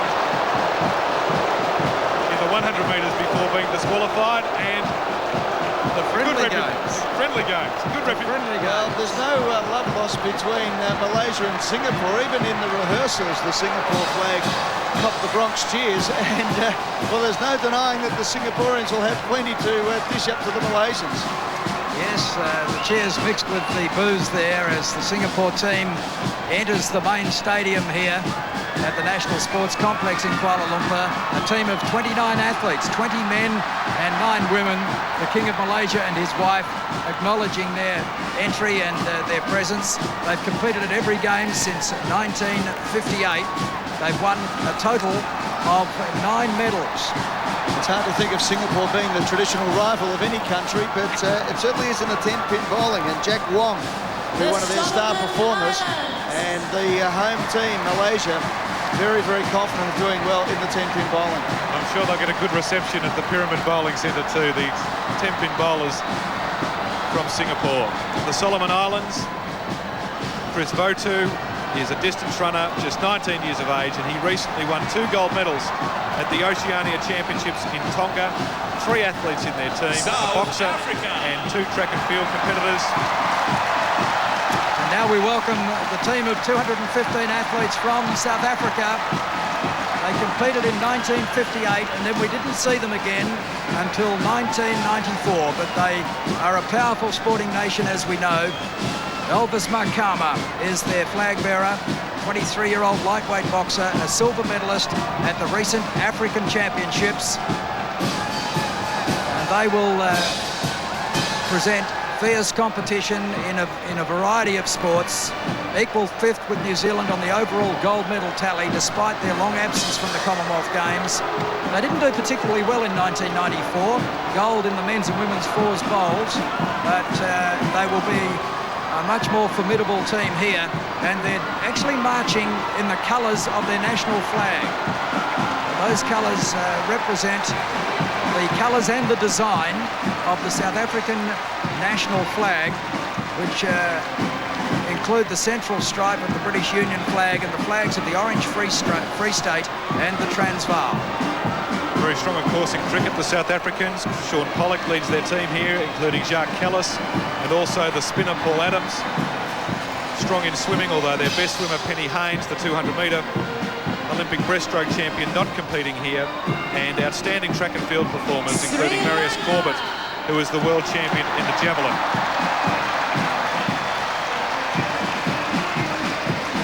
Tremendous sight. The athletes from South Africa and now Sri Lanka. 66 athletes in total. And Lakshman Rajasingh is their flag bearer. He won a silver medal in shooting in Victoria 4 years ago. Again, a strong cricket team, including the now mercurial Mattia Muralitharan, who performed extraordinary feats in England against pretty ordinary English batting lineup. He took 9 for 62 in 1 innings. Not a bad effort. Very good effort. Mercurial and still controversial, of course, because of his action. But they are the team, the cricket team, that is expected to perhaps pose the biggest threat to Australia winning the gold medal in the cricket competition. They won a gold medal in 1994 in Victoria and Canada in the air rifle pairs.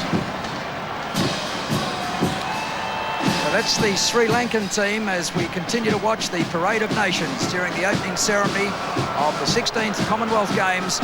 We're bringing you this live coverage from the main stadium at the National Sports Complex in Bukit Jalil. We're going to take a break and then we'll be back with more of the Parade of Nations.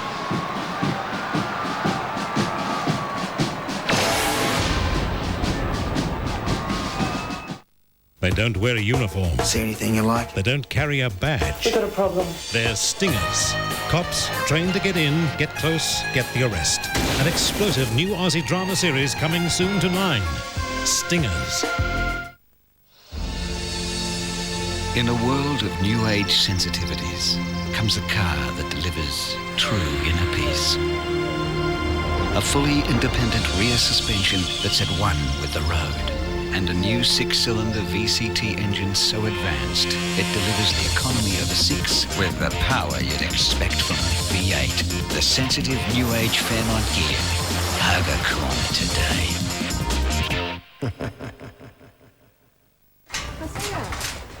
Hi, sis. Oh, thanks again for last week. Hey, your turn next. Look, I was actually going to call you. Oh, yes? Oh, no, nothing like that. It's just that we're one short for the tennis tomorrow. Oh, okay. Oh, what time? 2. Should be finished by about 4. Yeah, we can do that. Oh, great. Look, I'll give you a ring to 9. Okay, talk soon. See ya. The milky cheese taste of Kraft singles. Kraft singles. The taste kids single out. Hot from Spain. Flamenco passion in concert. Paco Peña, the master of the flamenco guitar, with his fabulous flamenco company. The world's best Spanish dancers with the Losado brothers on guitar. In fact, the finest flamenco company ever to visit Australia. Don't miss this exciting musical and dance event. Paco Peña's Flamenco Passion. Hurry, book now. Flexibility is very important to us. There are a lot of factors to consider, we've discovered. Yeah, we need something personalised that's going to work for us. Well, balance. It's about balance. Yeah. You don't want the home loan to take over your life. Whatever you want from a home loan, the National can tailor a solution to meet all your needs. To find out more, just call 13 13 12. No matter how clean your kitchen looks, there can be all kinds of germs on the surface. Germs you can spread by wiping with an ordinary cloth. Unless you use antibacterial Domex. Domex spray and Domex cloth not only clean kitchen surfaces, but fight and kill the germs that can harm your family. Domex, for a safer kitchen. Years of training, early mornings, special diets. Now it only costs $2 to go for gold. With the Commonwealth Games Scratchy, you could win up to $100,000. This time, I'm going for the cash. Scratch me happy, yeah! It all started with Ben and 2 McDonald's Quarter Pounders. And now it's here, McDonald's double Quarter Pounder with cheese, with 2 beef patties and 3 slices of cheese. Only McDonald's double Quarter Pounder with cheese is the official burger of the NRL. They're undercover and on the edge. Coming soon to 9, Stingers.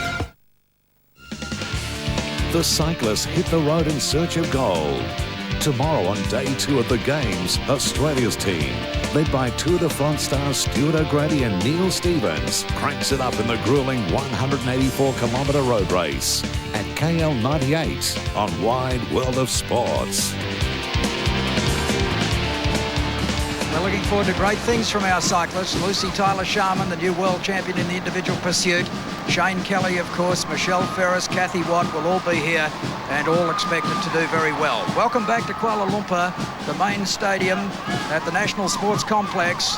You're watching the opening ceremony of the 16 Commonwealth Games, and we're currently watching the team from Tanzania enter the stadium.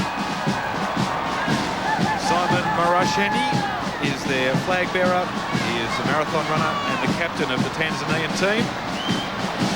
And possibly Philbert Bayer is their most famous Commonwealth Games athlete of all in one of the celebrated races in Commonwealth Games history in Christchurch in 1974. He led home John Walker, the local favourite, broke the world record in the 1500 metres. Yes, I think that event and the Landy Bannister race in Vancouver in 1954, David, will remain in most people's memories of 2 of the epic Commonwealth Games contests in any sport. Special moment for Salulu Luku from Tonga. She actually lives and trains in Sydney, the 24-year-old. She'll compete in the 100-metre hurdles and the long jump. And she is the flag bearer for Tonga. high hopes for their rugby team, although we've said that a few times this evening. Good teams from the Commonwealth expecting to take home medals in that rugby competition. I think we can add the Australians to that list also. It's just a total of 1 medal for Tonga, situated east of Fiji in the South Pacific. 150 islands, only 36 of which are inhabited. There's the king and his wife. Now the athletes from Trinidad and Tobago. 31 medals in all won by this country. 2 bronze medals in Victoria in Canada in 1994. 31 medals over the years, and of course very strong in the athletics, David. This year they'll also be contesting team events like the men's hockey and the rugby, and a population of 1.2 million people. 3 brothers, the O'Farrell brothers, will bring a touch of the Irish to their rugby team. Sean, Kevin and Brendan. They base their game on the speed and entertainment of the Fijians. Of course, Atto Bolden in the 100 metres has said that he wants to break the world record here. And Mike Agostini won the 100 metres in 1954, and he lives in Sydney. Mike Agostini winning the gold medal for Trinidad and Tobago.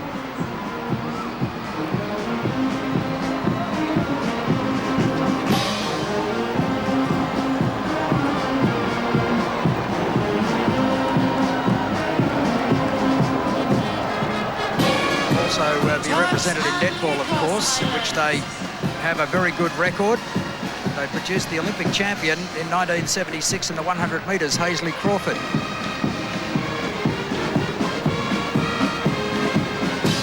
And now the Turks and Caicos Islands, a team of just 5 athletes, 4 track and field athletes and a shooter, population of just 14,000 people. 2 groups of islands situated in the southeast of the Bahamas. And pretty appropriate too that Peter Quelch, the only shooter in the team, is a police detective. And, you'd have to think, though, he wouldn't have all that much work to do in the Turks and Caicos Islands. There's only got 14,000 people. But Peter Quelch will represent them proudly in shooting. He'll be the pride of the force. Tuvalu. Could well be the force. Competitors of Tuvalu. Again, tiny country of 9 islands. Nearest neighbours are Samoa, who are still dancing in the athletes area, and Fiji, just 9,500 people in the country. They've never won a Commonwealth medal, but that doesn't matter for the competitors from Tuvalu. None of the islands in this country rise more than 15 feet above sea level. Uganda. They're composed primarily of coral reefs. And now Uganda enters the stadium, a team of 16. Veronica Wabakawo is the overall team captain. She's competing in the 200 metres and the 400 metres. They've won 36 medals in all. In 1994, they won 2 bronze medals, both in boxing in Victoria. Perhaps their 2 most famous nationals would be Idi Amin and John Akibwa. John Akibwa was the Olympic champion in the 400 metres hurdles and the world record holder in 1972. Unfortunately, he lined himself too closely with Idi, David, and when Idi was thrown out, John had to take off too. They did so from lane 1, he won that Olympic championship from, and Kathy Freeman became only the 2nd athlete to do so in Athens last year. The athletes from Uganda, Mary Estelle Kapulu, well known to Australians. She competes during the domestic Grand Prix series. In Australia, she carries their flag. She'll run in the 400 and 400 metre hurdles. Of course, just 1,200 miles east of Brisbane is their capital, Port Vila. They've competed in 4 games only, beginning in Brisbane in 1982. And now the team from Wales receiving a generous reception from the huge crowd here in this main stadium. Robert Wheel is the flag bearer. He's a lawn bowls competitor, 35 years of age. They've won 150 medals in all. In 1994, they won 19 medals, including 5 gold medals. They hosted the Games in Cardiff in 1958. Colin Jackson won the 110 metres hurdles. Unfortunately, he won't be here. Neil Winter won the pole vault in Victoria. They also won gold medals in weightlifting and 1 in shooting. And their women's hockey team has been struck down by illness since it arrived here. They played their first game, and then several of them were hospitalised.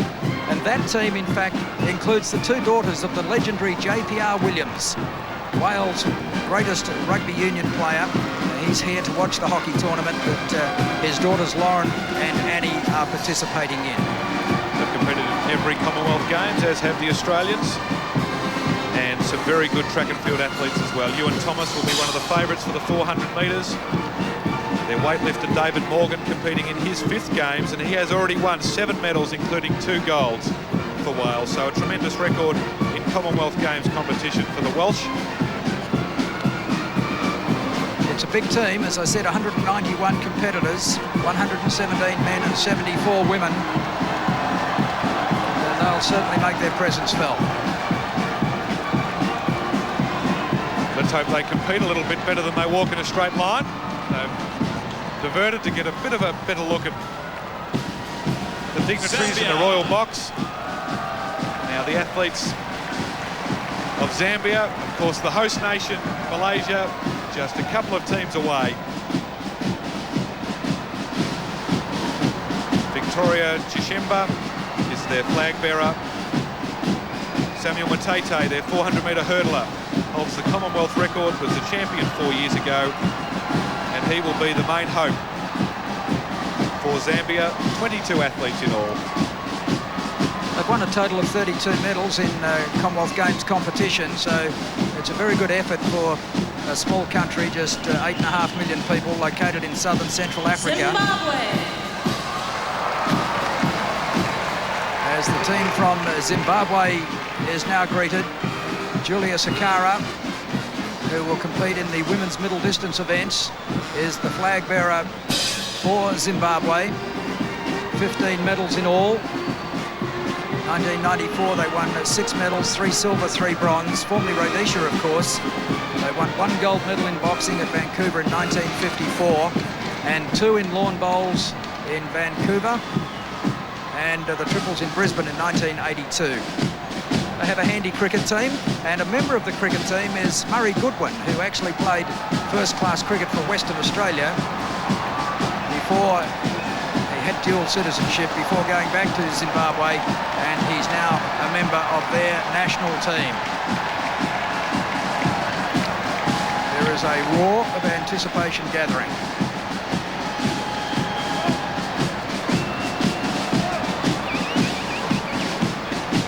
See the athletes from Zimbabwe just moments away now for the entry of the host nation. They're holding them back. And what a thrill it will be for the 240 athletes.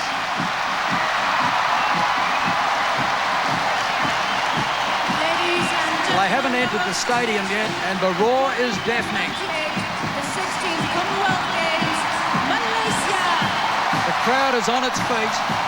100,000 people here in the main stadium in Bukit Jalil.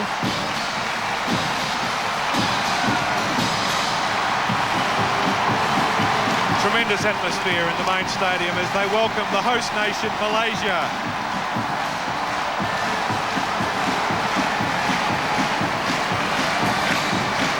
Mohammed Sadri, an athlete, 31 years of age.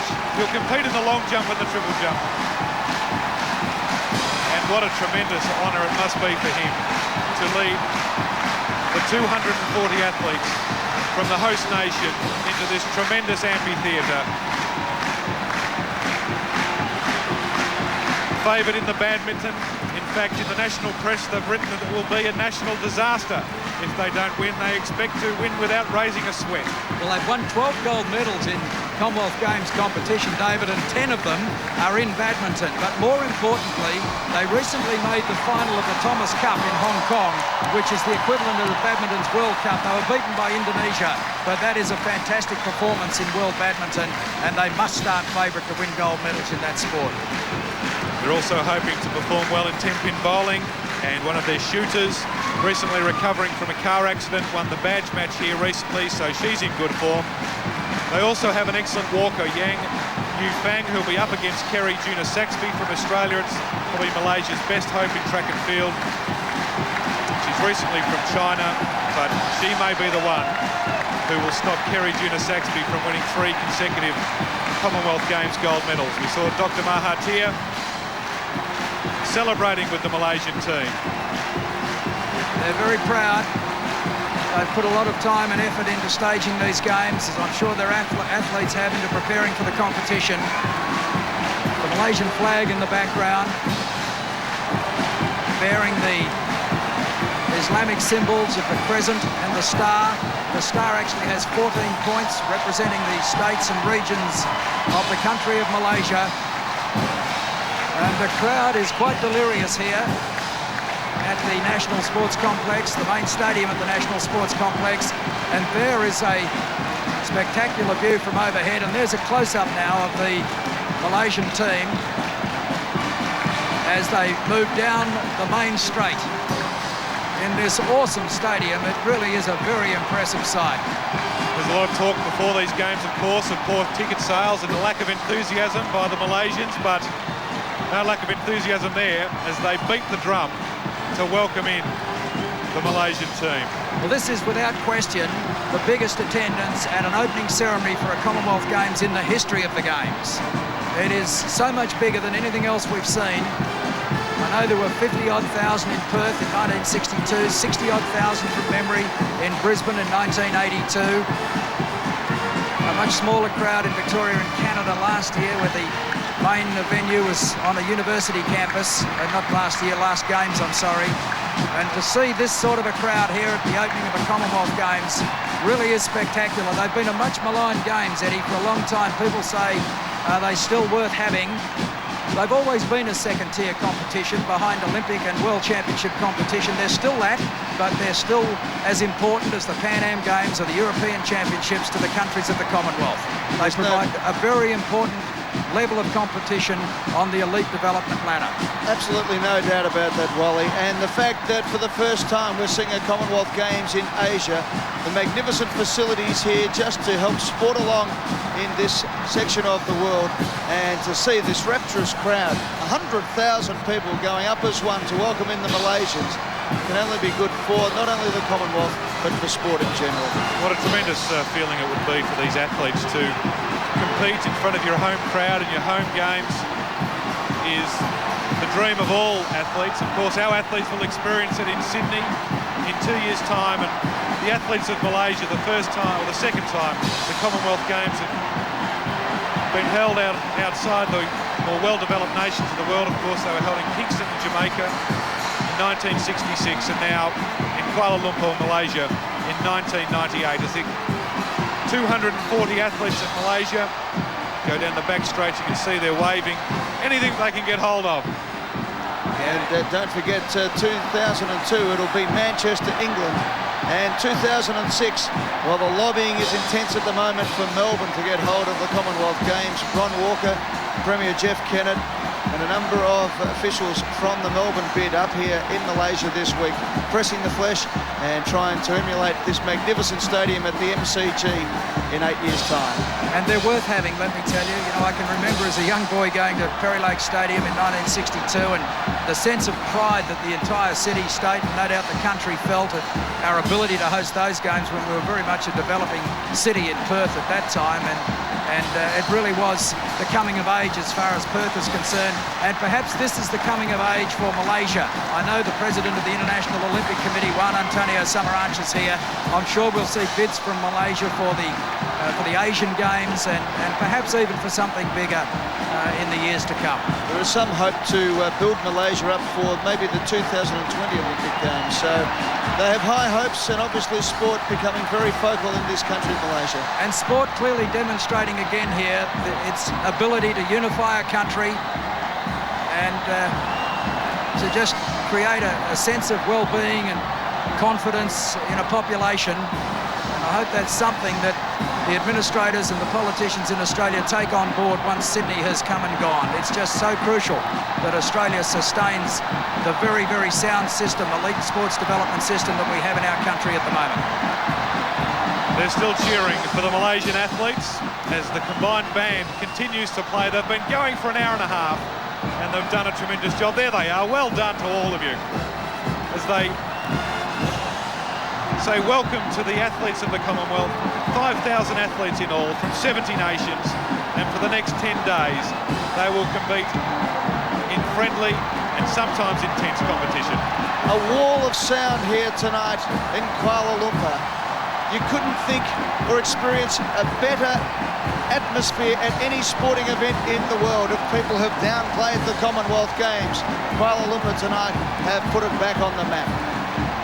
Yes, it really has been a spectacular ceremony to this point. The Parade of Nations about to conclude as the Malaysian team gets to the top end, and they will take their seats in the stands along with the athletes of the other 69 competing countries, and they could not help but be uplifted by the reception that they've received here from their home crowd, 100,000 people in the main stadium of the National Sports Complex. It really has been a fantastic reception that the Malaysians have given the athletes from their home country. Well, that really has been an experience, a terrific parade. As we go back to Eddie, Azuna and Phil for the cultural presentation. Thank you, Wally Foreman and David Colbert.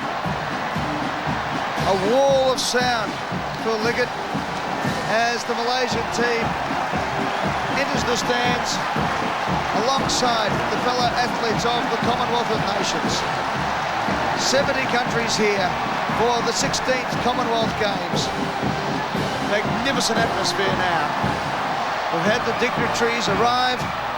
Now we've had the unbridled joy of the athletes coming into the stadium. The Samoans breaking the script, doing as they like, encapsulating the spirit of the Commonwealth. And now the host nation, Malaysia, triumphantly entering this magnificent 100,000 capacity stadium. And as I said, you could not get a better atmosphere at a sporting event anywhere in the world. Well, Aslina, just how proud do you feel tonight? You're Malaysian. Pretty ecstatic, Phil. It's I've never experienced a setting like this before. Rousing cheers. It's quite unprecedented. Aslina, it must be beyond the wildest dreams of the organisers. Months ago, when we heard that ticket sales were down, that the building of the stadiums weren't quite up to scratch, that they were behind schedule, the downpour of rain last week when this track was flooded, but tonight it is world class. I think a lot of hopes and prayers were answered tonight. Hadirin sekalian, penyertaan 70 negara di masa kesukaran cemerlang ini mencatatkan rekod terbaru dalam sejarah Super Commonwealth. Now we enter into the contemporary dance presentation involving almost 2,000 performers. It's designed as a grand welcome to all the participating athletes and dignitaries. It's an abstract presentation which needs a clear understanding to relate the story. It's to welcome one and all. Commonwealth Games history, with the biggest country participation at the last Commonwealth Games of the 20th century. The welcome to one and all will present us the Malaysian flora and fauna as a traditional salute to welcome the royalty and the various dignitaries. And it will symbolize the natural beauty of Malaysia. To all our participants and officials of Kuala Lumpur 98, the 16th Commonwealth Games, from 70 nations, we say welcome. Tuan-tuan dan puan-puan sekalian, sebagai acara pembuka tirai majlis pembukaan rasmi persembahan kebudayaan yang berjudul Selamat Datang Untuk Semua, memaparkan keindahan alam semula jadi negara Malaysia yang kaya dengan flora The dan ceremony is faunanya. based on the traditional welcoming ceremony, normally reserved for the most honoured guests in a formal occasion such as at the royal courts of old. Dan antarabangsa. You'll be seeing youngsters dressed in various costumes. Cultural presentation entitled Welcome to One and All symbolises the natural beauty of Malaysia, enriched with its flora and fauna and her caring multiracial population, and depicts the union of man and nature, saying welcome to all our Commonwealth and other international visitors. Selamat datang. Welcome.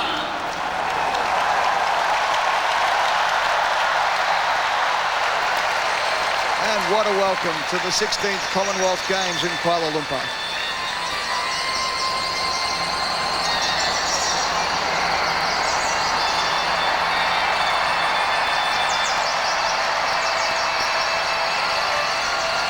The setting is daybreak.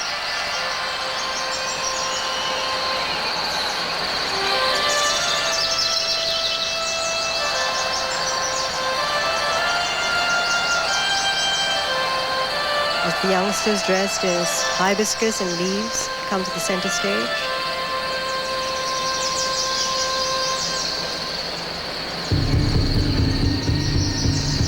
The youngsters are dressed in costumes depicting various elements of the local flora and fauna. The youngest are just 9 years of age, the oldest up to 19. They come from 5 local primary schools, 10 secondary schools and 3 colleges. And they will form the shape of the national flower, the hibiscus.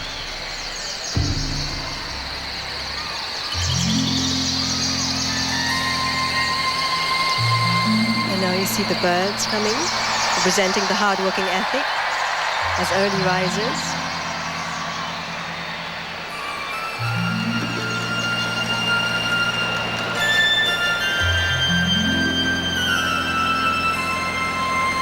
The butterflies, birds and bees are seen as friendly and hard-working, epitomising how a successful society runs. Bees work together in harmony.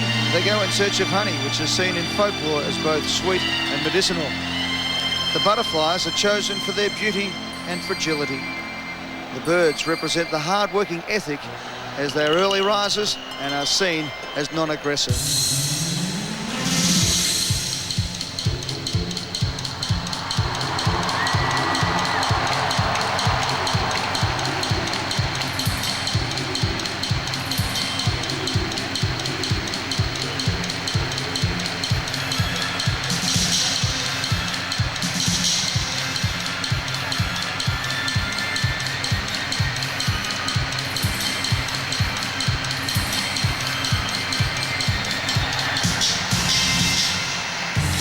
Dancers have made a formation of the national flower, the hibiscus, or bunga raya.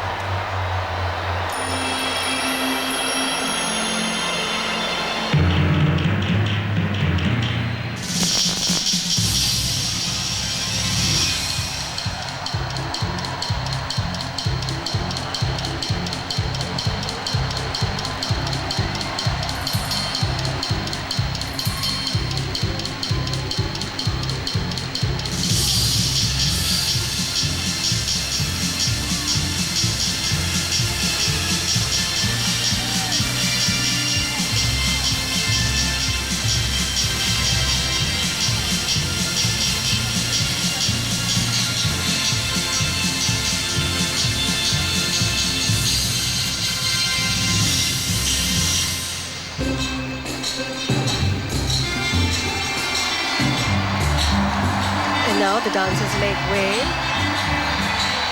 for the Silat Pulut group. Silat is a traditional Malay martial arts, but Silat Pulut in particular is a non-combat martial arts performance usually reenacted at weddings to welcome guests.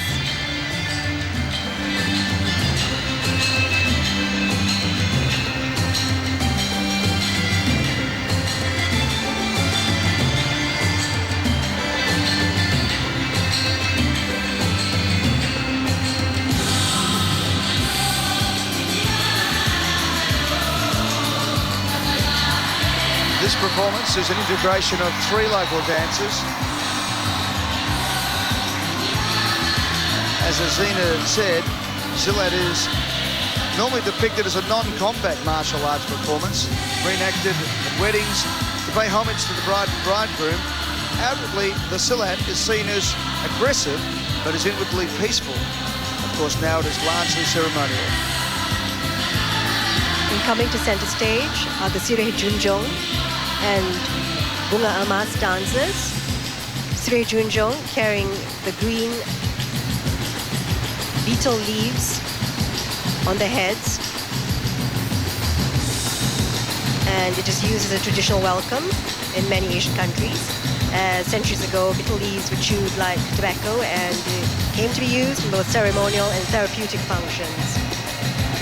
And this is meant to symbolize continuing friendship and a genuine welcome among equals. The Bunga Emas, the golden flower. You see now? It's a tradition between communities in this region to send Bunga Emas to the patron of a given community as a sign of homage and acceptance of sovereignty. On this occasion, it reflects acceptance at the highest level and Malaysia's willingness to serve their guests as well as culturally possible.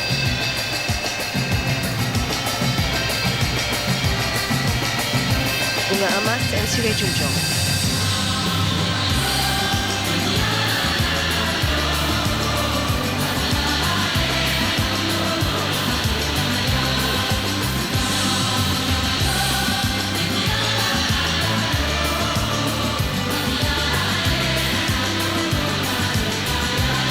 By offering the Sirih Junjong and Bunga Emas, the giver is saying, we welcome you and respect you.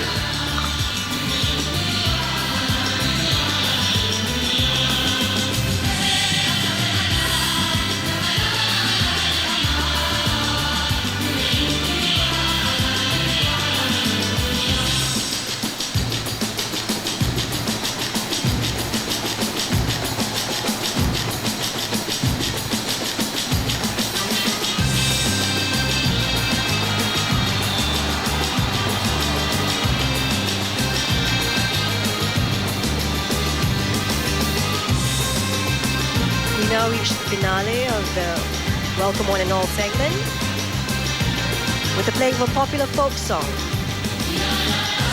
Dia datang. She comes. She comes with a graceful sway and a sweet smile.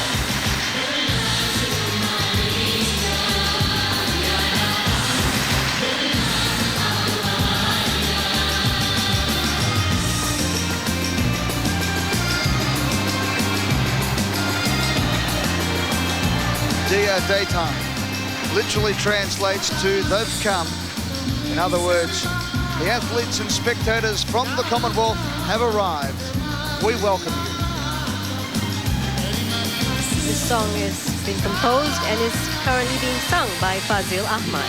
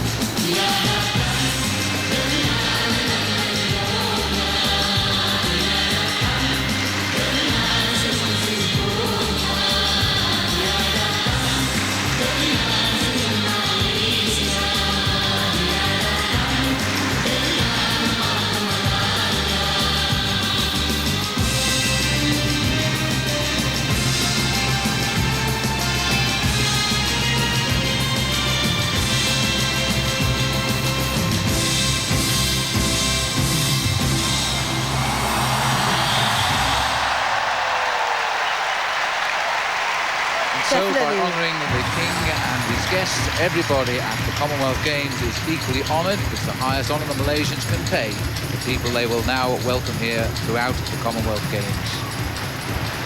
Persembahan selamat datang untuk semua dijayakan oleh 2,000 orang murid-murid sekolah rendah dan menengah dari wilayah Persekutuan Kuala Lumpur dan Selangor, latih-latih maktab perguruan dan penari-penari dari panggung negara, well received by the crowd, this first cultural presentation. Museum Negeri Selangor Darul Ihsan, Majlis Bandaran Petaling Jaya, Kementerian Pembangunan Sosial Negeri Sarawak, fantastic array of colour, youthful form. The Welcome to One and All presentation was performed by 2,000 primary and secondary school pupils from the Federal Territory of Kuala Lumpur and Selangor, trainees from teacher training colleges and dancers from the National Theatre and Cultural Groups from the Kuala Lumpur City Hall, the Selangor State Museum, Petaling Jaya Municipal Council, Ministry of Social Development Sarawak and the Sabah State Cultural Board. We now see 20 of the dancers approaching the royal box to present the gifts of green betel leaves and golden flowers to the dignitaries. This welcome to the royal box is seen as the highest form of welcome to any guest. By honouring the King and his guests, everybody at the Games is thereby honoured. Dan dikoreografkan oleh choreographed by Masyah Umar. Terima kasih khas juga kepada pemuzik-pemuzik dan kumpulan-kumpulan choir bersama artis-artis Malaysia yang turut menjayakan acara persembahan tadi.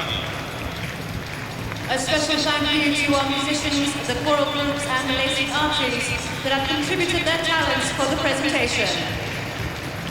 Among the dignitaries, as you can see there, the Sultan of Brunei, His Royal Highness Prince Edward, and of course the King and Queen of Malaysia.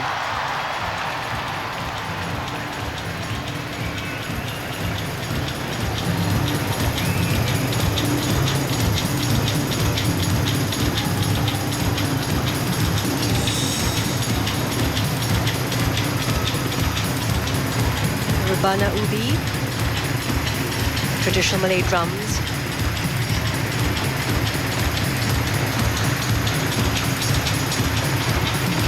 Kompang, handheld drums.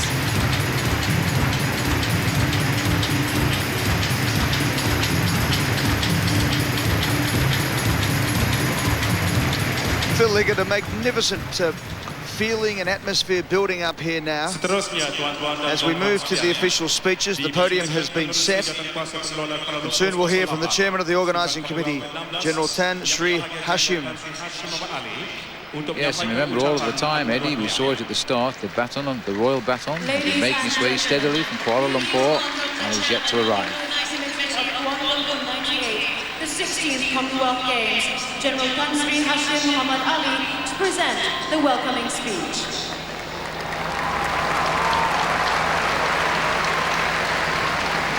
The speech will be made first in the Malay language, and then it will be made in English.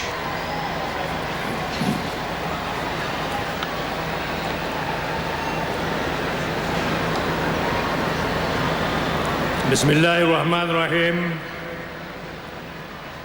Kepada Duli Yang Maha Mulia, Sri Paduka Baginda Yang di-Pertuan Agong, Tuanku Jafar Ibni Almarhum Tuanku Abdul Rahman, dan Sri Paduka Baginda Raja Permaisuri Agong, Tuanku Najiyah Ibni Almarhum Tunku Besar Burhanuddin. Kepada Duli Yang Maha Mulia, Paduka Sri Baginda Sultan Haji Hasan Al-Bolkiah, Sultan dan Yang di-Pertuan Negara Brunei Darussalam, Kepada Duli dan Duli-Duli Yang Maha Mulia, Raja-Raja dan Kepada Duli dan Duli-Duli Yang Maha Mulia, Permaisuri-Permaisuri, Tuan-Tuan yang terutama, Yang di-Pertua, serta yang amat berbahagia Tuan-Puan. Assalamualaikum warahmatullahi wabarakatuh. Ampun Tuanku, beribu-ribu ampun, sempah patik, mohon diampun. Terlebih dahulu, bagi pihak patik sekalian dan para atlet yang hadir pada malam ini, izinkan patik melahirkan rasa setinggi-tinggi kesyukuran kepada Allah Subhanahu wa Ta'ala yang telah mengurniakan kesejahteraan kepada Sri Paduka Baginda Tuanku dan Sri Paduka Baginda Tuanku Raja Permaisuri Agong untuk mencemar duli berangkat ke Majlis Perasmian Kuala Lumpur 98 Sukan Commonwealth yang ke-16 ini. Patik-patik khasnya atlet-atlet dan para pegawai dan amnya rakyat jelata yang menghadiri majlis perasmian ini ingin merakamkan setinggi-tinggi penghargaan dan junjung kasih kepada Sri Paduka Baginda Tuanku dan duli-duli Tuanku yang telah berkenan mencemar duli untuk berangkat ke majlis yang penuh berarti kepada negara dan patik-patik sekalian. Adalah amat jelas bahawa keberangkatan Sri Paduka Baginda Tuanku dan Sri Paduka Baginda Raja Permaisuri telah menambahkan kemilangan dan meserinya lagi majlis pada malam ini. Dengan penuh bangga dan sukacitanya, Pati ingin menyembah laporan kepada Tuanku bahawa Sukan Kuala Lumpur 98 kali ini telah berkembang maju dan telah bertambah kukuh dari segi bilangan penyertaan ahli-ahlinya. Berbanding dengan Sukan-Sukan Commonwealth yang lepas, kehadiran pada kali ini adalah merupakan yang terbesar pernah dihadiri oleh negara-negara Commonwealth. Ampun Tuanku, Malaysia sebagai tuan rumah telah menyediakan galangan pertandingan yang berbentuk moden dan bertaraf antarabangsa. Turut disediakan adalah peralatan-peralatan teknologi yang moden dan terkini yang merupakan state of the art yang kebanyakannya merupakan kali yang pertama pernah digunakan dalam sukan-sukan Commonwealth. Tidaklah keterlawan Pati ingin menyembah maklum segala-galanya ini tidak akan terilham jika tidak adanya bantuan dan komitmen yang diberikan oleh kerajaan Malaysia. Izinkan Pati merakamkan setinggi-tinggi penghargaan Pati kepada Yang Amat Berhormat Datuk Seri Dr. Mahathir Mohamad, Perdana Menteri dan juga merangkap pengurusi Majlis Sukan Commonwealth yang telah memberi kami semua arahan jitu, pimpinan yang merangsangkan dan ilham yang tidak dapat dinilaikan. The speech of the chairman of the organising committee, General Tan Sri Hashim, delivered in Malay, now in English. Pati suka merakamkan penghargaan kepada Menteri Belia dan Sukan Yang Berhormat Tan Sri Haji Muhyiddin bin Haji Muhammad Yassin atas sokongan, bantuan, perfahaman dan banyak lagi yang beliau telah mencurahkan baik pun dari segi tenaga ataupun fikiran untuk menjayakan Sukan Commonwealth ini. General Tan Sri Hashim once again continue with his speech of welcome. Izinkan Pati merakamkan junjung kasih Pati. Phil Liggett has been to 4 Commonwealth Games. Phil, this is by far the most spectacular opening of any Commonwealth Games. Well, I think it would have done even an Olympic Games justice with the parade of nations we've just seen. Clearly a happy family indeed. The only time, of course, the competitors will take their seats around this stadium during these Commonwealth Games and enjoy the spectacle. Just as the King has certainly done today. Akhirnya, Pati mengucapkan jutaan terima kasih kepada rakyat Malaysia yang telah memberikan sokongan yang padu dan bantuan dalam corak berbagai bentuk.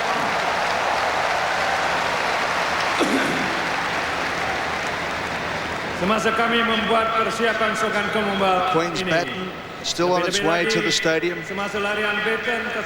Just as the torch in the Olympic Games, one of the highlights of any opening ceremony, so too the Queen's Baton at the Commonwealth Games. There's 20 athletes bringing the torch towards the stadium as we speak from the centre of Kuala Lumpur.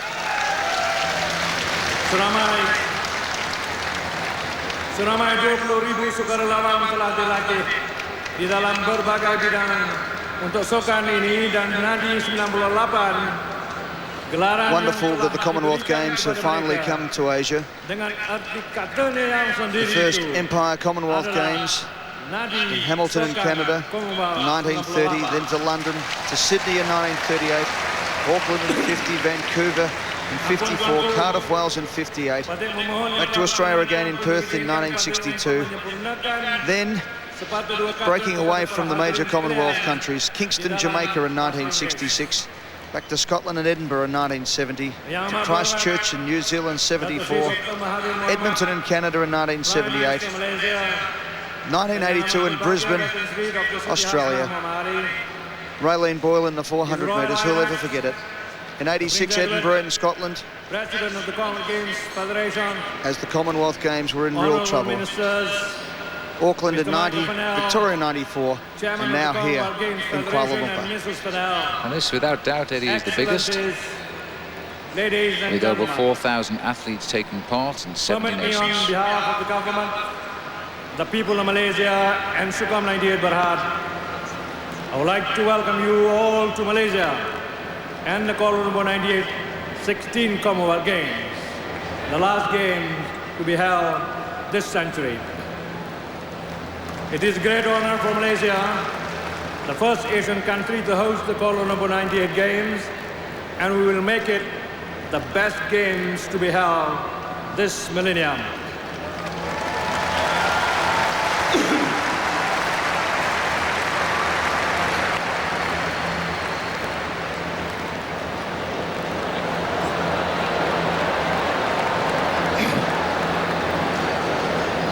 The Commonwealth Games is a gathering of youth, and the Games has always been regarded as the friendly games. We have laid the stage to make the athletes feel comfortable and be at home, away from home. Despite the economic downturn in Asia, we have built the sports facilities we are the best in the region and comparable to those found elsewhere in the world. This augurs well for Malaysian athletes, as they will have modern facilities with state-of-the-art technology at their doorstep.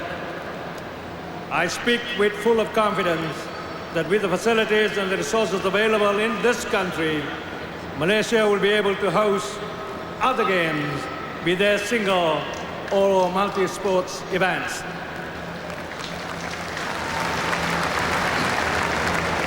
It is with great pleasure for me to report that 70 countries and territories of the Commonwealth accepted our invitation to the Kuala Lumpur 98 Games.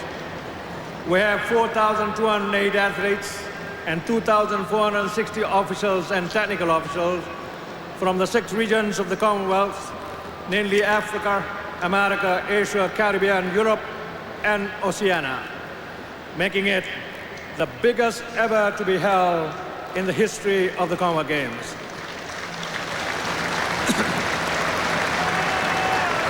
It is good for Malaysia, and it must be gratifying for the Commonwealth Games Federation. It is with pride that we greet Cameroon and Mozambique to the Commonwealth Games for the first time. Our congratulations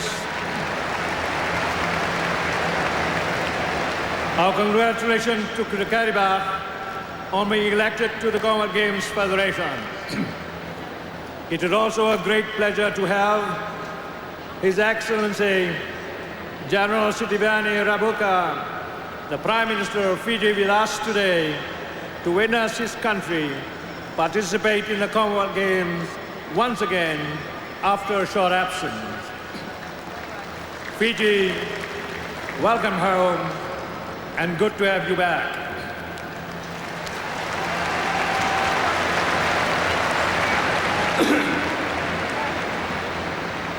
Allow me to thank all the sponsors, suppliers, partners, and licensees, and a host of others for their tremendous support and contribution. I would like to express my gratitude to the media for their constructive comments and useful feedback to us. The Commonwealth Games Federation the Olympic Council of Malaysia, and the various sports bodies played a significant role in the preparation and running of the Commonwealth 98 Games. To them, I say thank you. I would be failing in my duties if I do not mention the tremendous support I got from the Malaysian government and the various government agencies, the thousands of civil servants, members of the armed forces and the Royal Malaysian Police who played their role directly or indirectly in whatever form will always be remembered. I would like to thank Tan Sri Haji Muhyiddin bin Haji Muhammad Yassin, the Minister of Sports, for giving his guidance, understanding and support. It is indeed a great pleasure for me to work with him. My deepest appreciation and thanks to Yang Amat Berhormat Datuk Sri Mahathir Mohamad, the Prime Minister of Malaysia, for his untiring effort, continuous contribution, tremendous and endless support towards the game.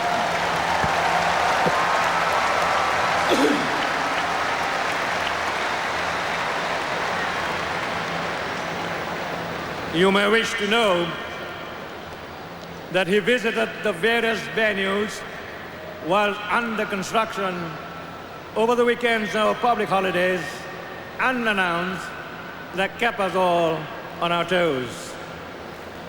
I do believe his personal involvement in the preparation of the game gave us the added courage in battling the challenges that faced us.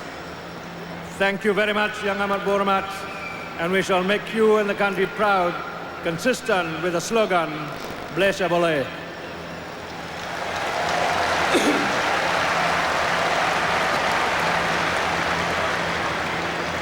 I would like also to extend our greatest appreciation and heartfelt thanks to His Majesty Sultan Haji Hassan Al Bolkiah, the Sultan of Brunei, and the government of Brunei Darussalam, who have always shown and given their fullest support to make the Games a great success.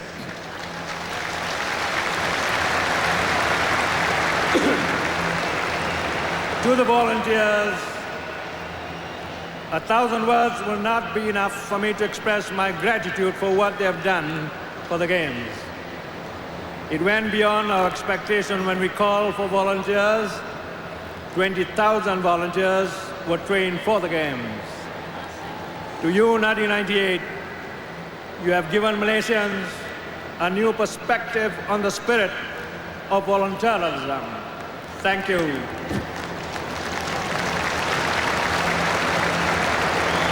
Last but not least, allow me to thank the people of Malaysia, young and old, men and women, for their wonderful support. You gave us the added inspiration and commitment to make the Games the best ever. To the foreign athletes, I bid you a special warm welcome. I would urge you to see as much of Malaysia as possible while pursuing to win medals for your country. Take home the good memories of our people and our country. You must come back to Kuala Lumpur and visit Bukit Jalil again, among other locations in Malaysia. To the Malaysian athletes, let us live to the spirit of Forever as One, the Kuala Lumpur 98 Games theme song. Look after the foreign athletes, and it is a wonderful opportunity for you to make renew friendships and establish new ones. We Malaysians are very proud of you, and we will always be behind you. Count Baton of France, the founder of the Olympic movement, once said, I quote, "You are the best a nation can provide to the world. You are the symbol of a better tomorrow," unquote. Ladies and gentlemen, if sports be the food for friendship, let us now begin, and I wish you all the very best of luck. May God bless you all. Sekian. Wabillahi taufiq wal hidayah. Wassalamualaikum warahmatullahi wabarakatuh.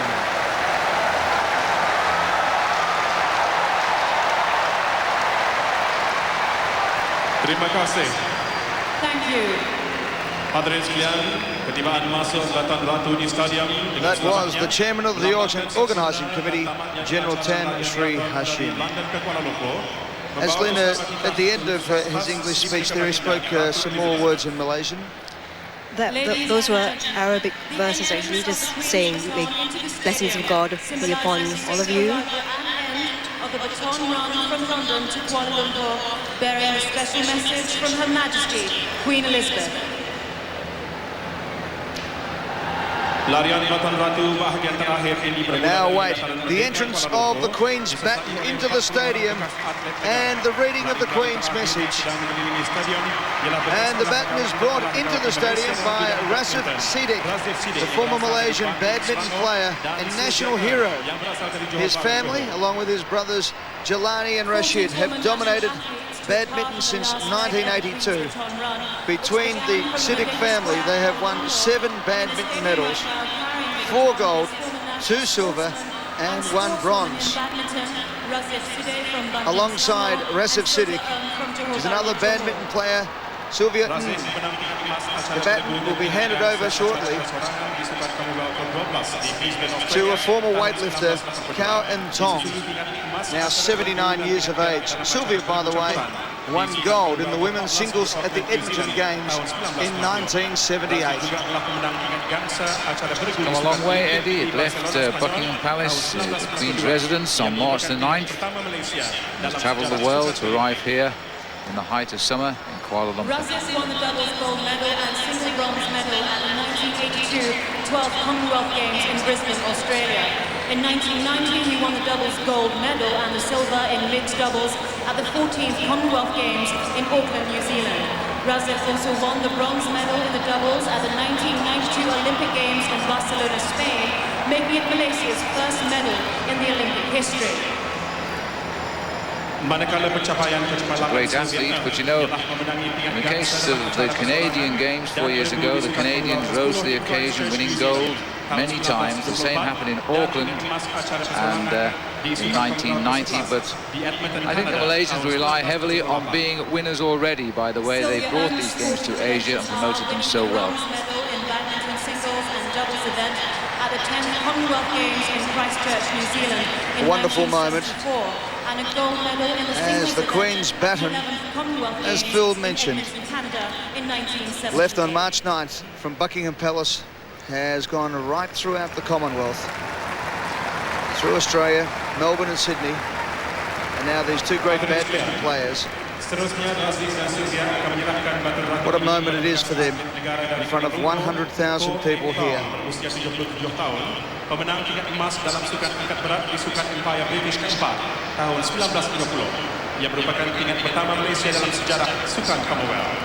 Almost there for the 2 athletes. They will arrive to present the baton to His Royal Highness Prince Edward, who represents the Queen Elizabeth II today.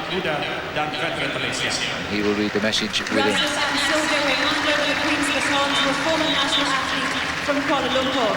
Kieren Perkins is now 79 years of age. He won a gold medal at the Games in Vancouver back in 1954 in the featherweight weightlifting class. These games were Malaysia's 5th ever games, but their first ever medal.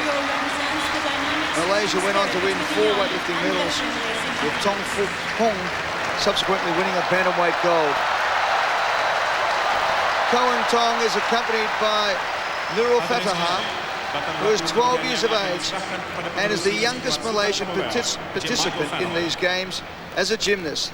The duo represent the young and old of Malaysian sport. Games Federation, Mr. Michael Fennell.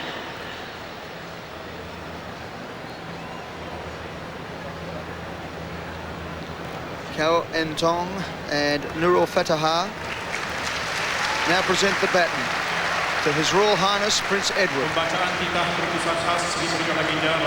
who will now deliver as the President of the Commonwealth Games Federation the Queen's message. The reading of the special message from Her Majesty Queen Elizabeth by His Royal Highness Prince Edward as President of the Commonwealth Games Federation.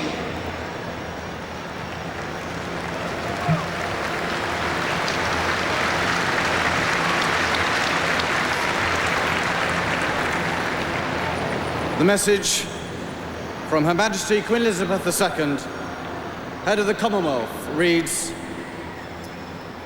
Prince Philip and I send our warmest wishes and congratulations to all of you gathered here for the 16th Commonwealth Games, the first to be held in Asia.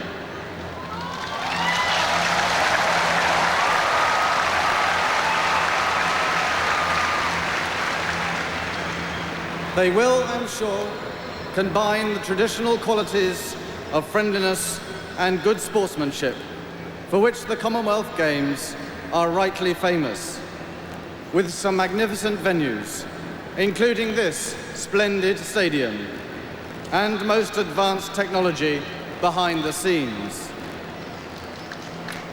May I also pay tribute to all those who have played a part in the immense task of preparing for these games.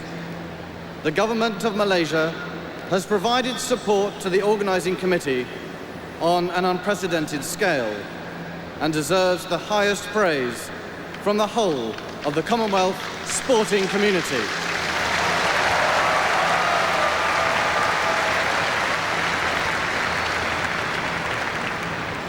After these months of meticulous preparation, we now await with pleasure and anticipation 10 days of sporting achievement and excellence, which will, for the first time, include some of the Commonwealth's most popular team sports.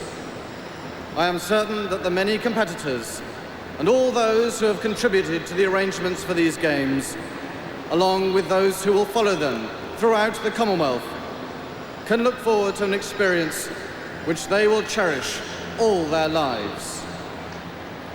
I particularly wish to thank His Majesty the young diPertuan Agong for honouring this important Commonwealth occasion by agreeing to perform the opening ceremony. Prince Philip and I look forward to being with you in Kuala Lumpur for the final days of the Games. In particular, for the closing ceremony, when, after keen competition, you will all gather here once again. I wish you all a most successful and thoroughly enjoyable Games.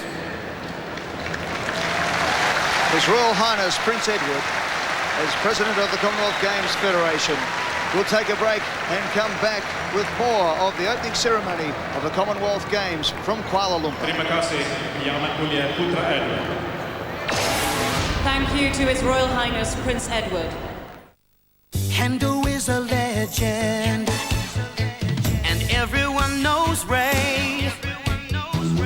Roscoe smiles a welcome, and we all love Lizzie Hayes. Jim is always thinking, and Kenny knows the games. It's Mike and Chuck and Richard, so many to be named, like Steve and Jeff and Sharon, Pete and Mark and Kim, Monty, Mark and Michael. Where do you begin? Gerald, Deb and Christine, Alan, Brad and Hugh, Simon, Andy, Matthew, to mention just a few. They're the who's who of news. The who's who of news. The who is who of news. In every bowl of new Kellogg's Golden Wheats, you get the goodness of Australian wheat, so naturally they're delicious. You also get iron to help carry oxygen around the body, as well as folate to help make healthy cells. They're low in fat, low in sugar. They have 4 B group vitamins and carbohydrates for energy. There's a whole stack of reasons to try new Kellogg's Golden Wheats.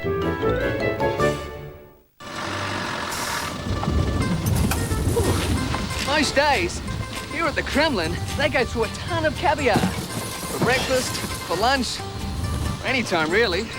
And they know that the difference between a fine caviar and a bunch of rotten fish eggs is a matter of a few degrees in the chilling. So, with this Westinghouse fridge, we're going to make sure that their caviar is always the finest. It's a better house with Westinghouse. Come on, drop the ball. 2, 3, go.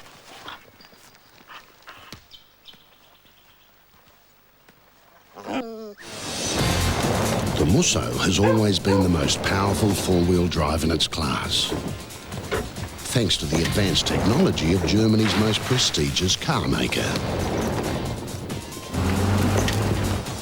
And nothing has changed. Except that now, the Musso is sold and serviced by Daewoo. Hey! So 3 years scheduled servicing is included. There's more muscle in a Musso. Come on, then. This is definitely the last time.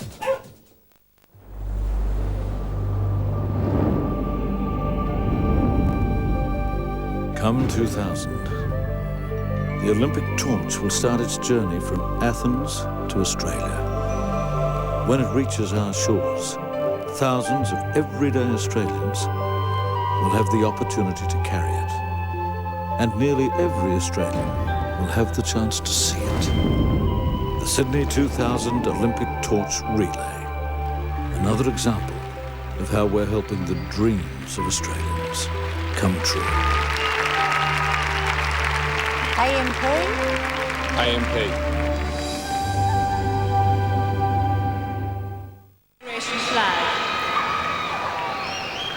Welcome back to Bukit Jalil as we continue the opening ceremony of the 16th Commonwealth Games in Kuala Lumpur. We now have the handing over and the trooping of the Commonwealth Games Federation ceremonial flag. The pipe and drum music is played by the 5th Battalion, the Royal Malaysian Regiment, and the 6th Battalion, the Royal Ranger Regiment, and the Royal Malaysian Police. Diketuai oleh Pegawai Badan Laut Kanan Syahruddin Boksus yang memiliki kumpulan tambur dan serunai Batalion ke-5 Regimen Askar Melayu Diraja, Batalion ke-6 Regimen Ranger Diraja, dan Polis Diraja Malaysia diketuai Sarjan Zulkifli Yusof. The Commonwealth Games Federation flag party is made up of 19 naval cadets. Of the Royal Malaysian Navy is led by senior midshipmen. The flag party is also accompanied by 3 Malaysian athletes. Duard Ibrahim, a cyclist, Yu Chung Ho, a badminton player who won an individual silver in 1966, and Im Rajamani, an athlete who competed in the 1966 Games at Kingston, Jamaica. Bendera ini juga dihuni oleh 3 orang bekas atlet negara yang pernah menciptakan nama dalam bidang sukan di pernikahan antarabangsa, yaitu Daud Ibrahim dalam acara lomba basikal, Yu Cheng Ho dalam acara badminton, dan M. Rajamani dalam acara olahraga. 3 former national athletes renowned internationally are also accompanying the flag, and they are cyclist Daud Ibrahim, Yu Cheng Ho in badminton, and M. Rajamani in athletics.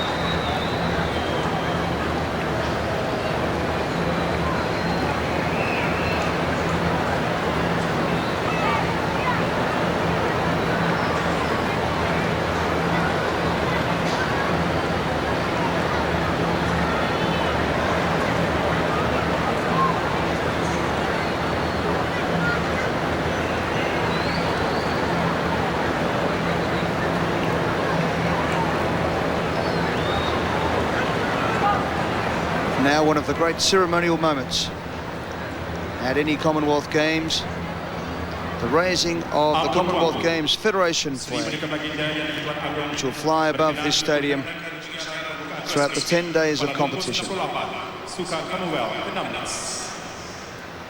His Majesty, the young diPertuan Agong, will now declare Kuala Lumpur 98, the 16th Commonwealth Games, officially open.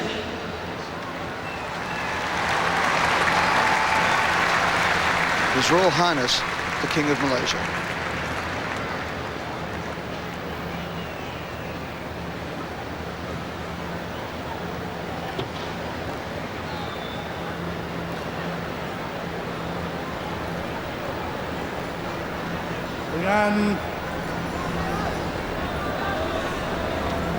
Dengan lafaz Bismillahirrahmanirrahim, Baton dengan sukacitanya mengisytiharkan Kuala Lumpur 98 Sukan Commonwealth ke-16 dibuka dengan rasminya. I hereby proclaim that the Kuala Lumpur 98 16th Commonwealth Games is officially open.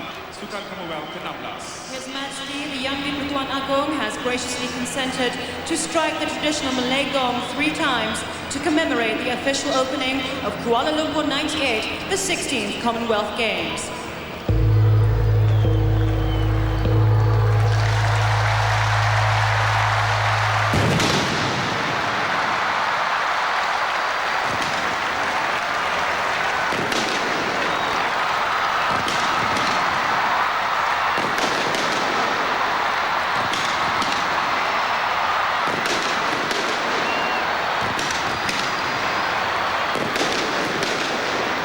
With the ceremonial gong struck 3 times and the games officially declared open by His Royal Highness the King of Malaysia.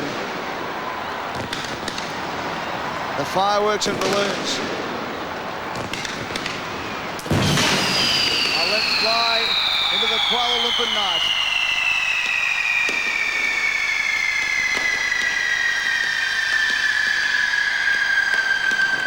As the 16th Commonwealth Games are officially declared open.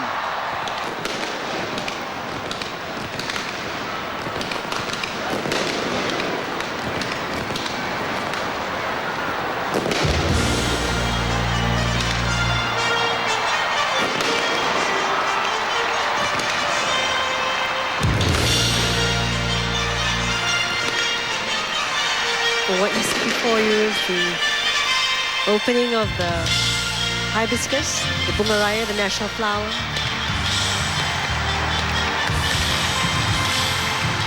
Signal the start of the games.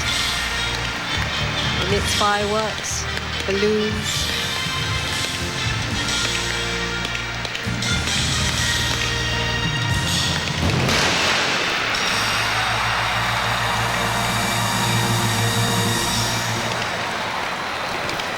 Upacara menaikkan bendera Persatuan Sukan Commonwealth diiringi nyanyian lagu resmi Kuala Lumpur 98 Sukan Commonwealth 16 Forever One and All. Magnificent shot there outside Bukit Jalil. And now we have the hoisting of the ceremonial flag, followed by the official game song, Forever One and All. The 16th Commonwealth Games official song, Forever One and All, composed by Golden Ho and sung by the National Choir and the Specialist Teachers Training Colleges Choir.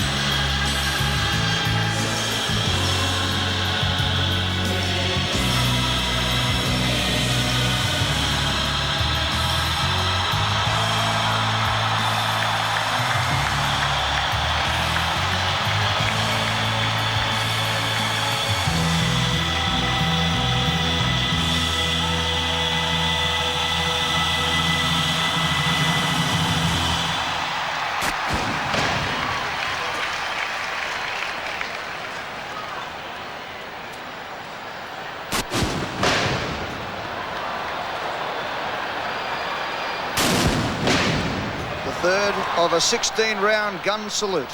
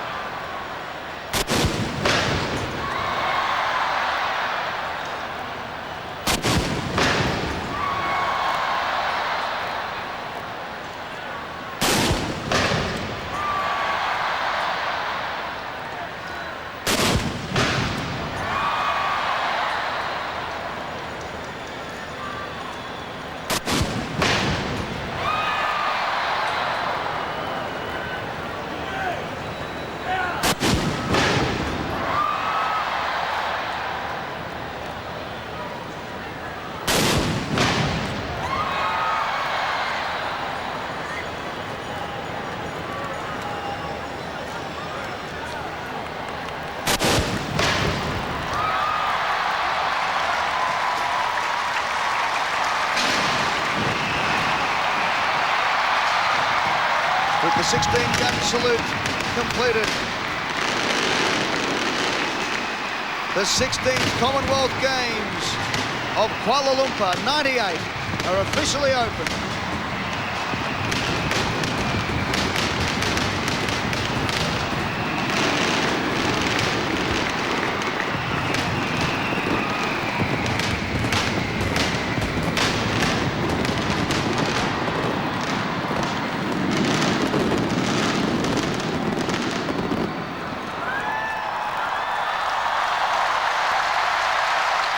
We'll take a break. We'll be back with more of the opening ceremony from Kuala Lumpur 98, the 16th Commonwealth Games, in a few moments' time. Dibuka dengan resminya.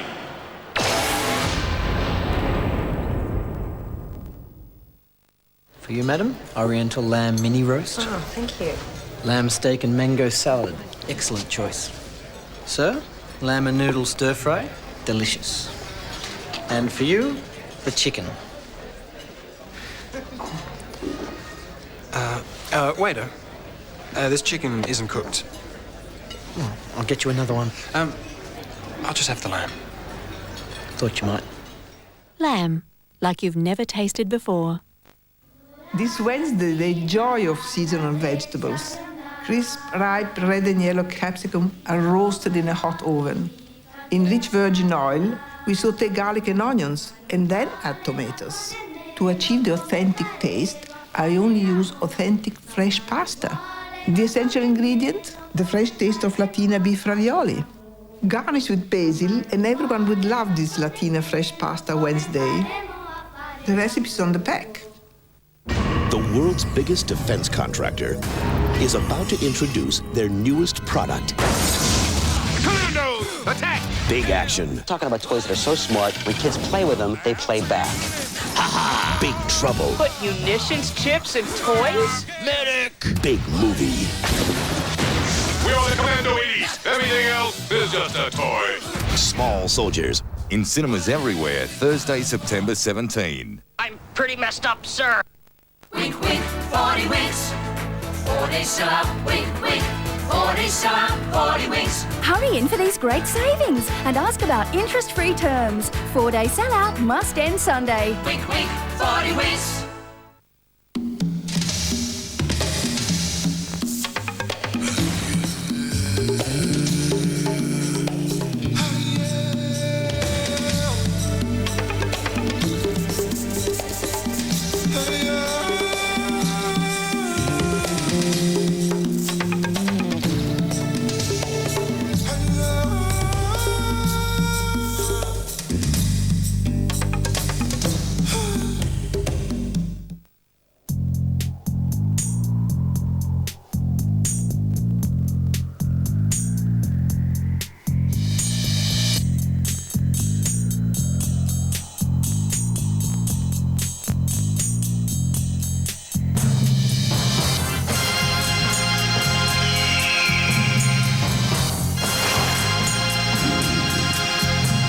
Fleur skins brings out the animal in you.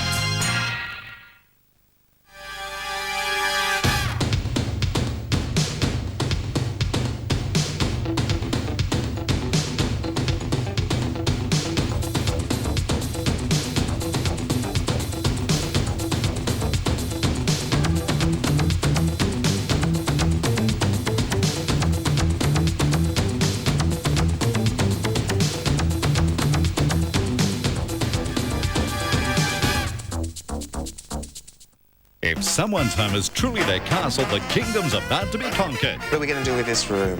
Wreck it. Changing rooms where friends do up a room in each other's home. Can't be serious. Expect a few surprises. Changing rooms starts soon on 9.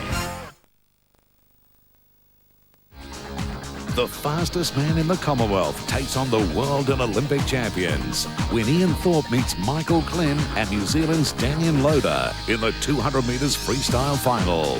Tomorrow at KL 98, right here on 9's Wide World of Sports.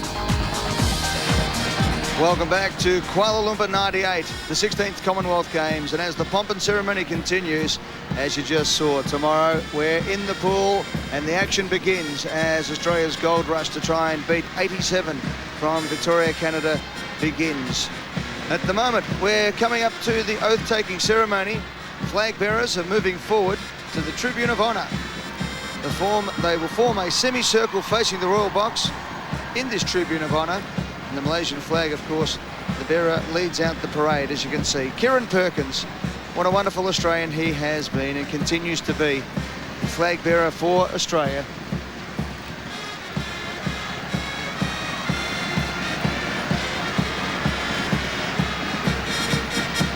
And there's Kieren Perkins.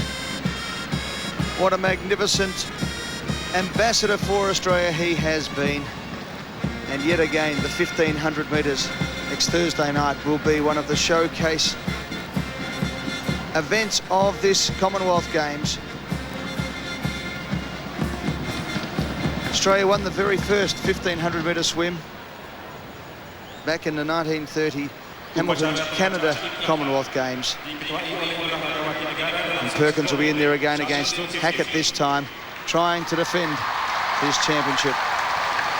The oath being taken by the top 10-pin bowler and Sportswoman of the Year in 1997, Shalinda Zulkifli.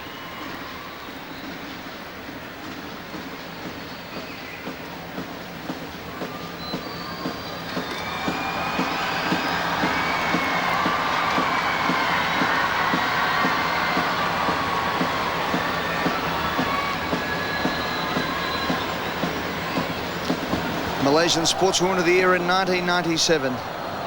The 10-pin bowler, Shalinda Zulkifli.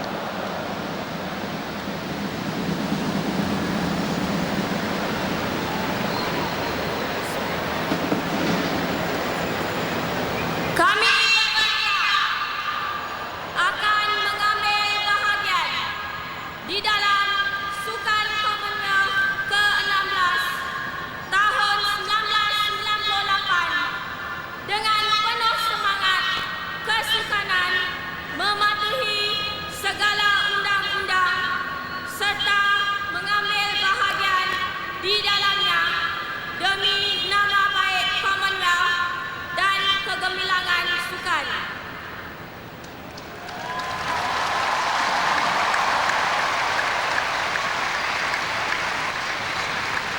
Terima kasih. The Commonwealth Games oath. We declare that we will take part in the Commonwealth Games in 1998 in the spirit of true sportsmanship, recognising the rules which govern them and desirous of participating in them for the honour of the Commonwealth and for the glory of sports. The head imam of the National Mosque, Kuala Lumpur, will recite the Thanksgiving prayer.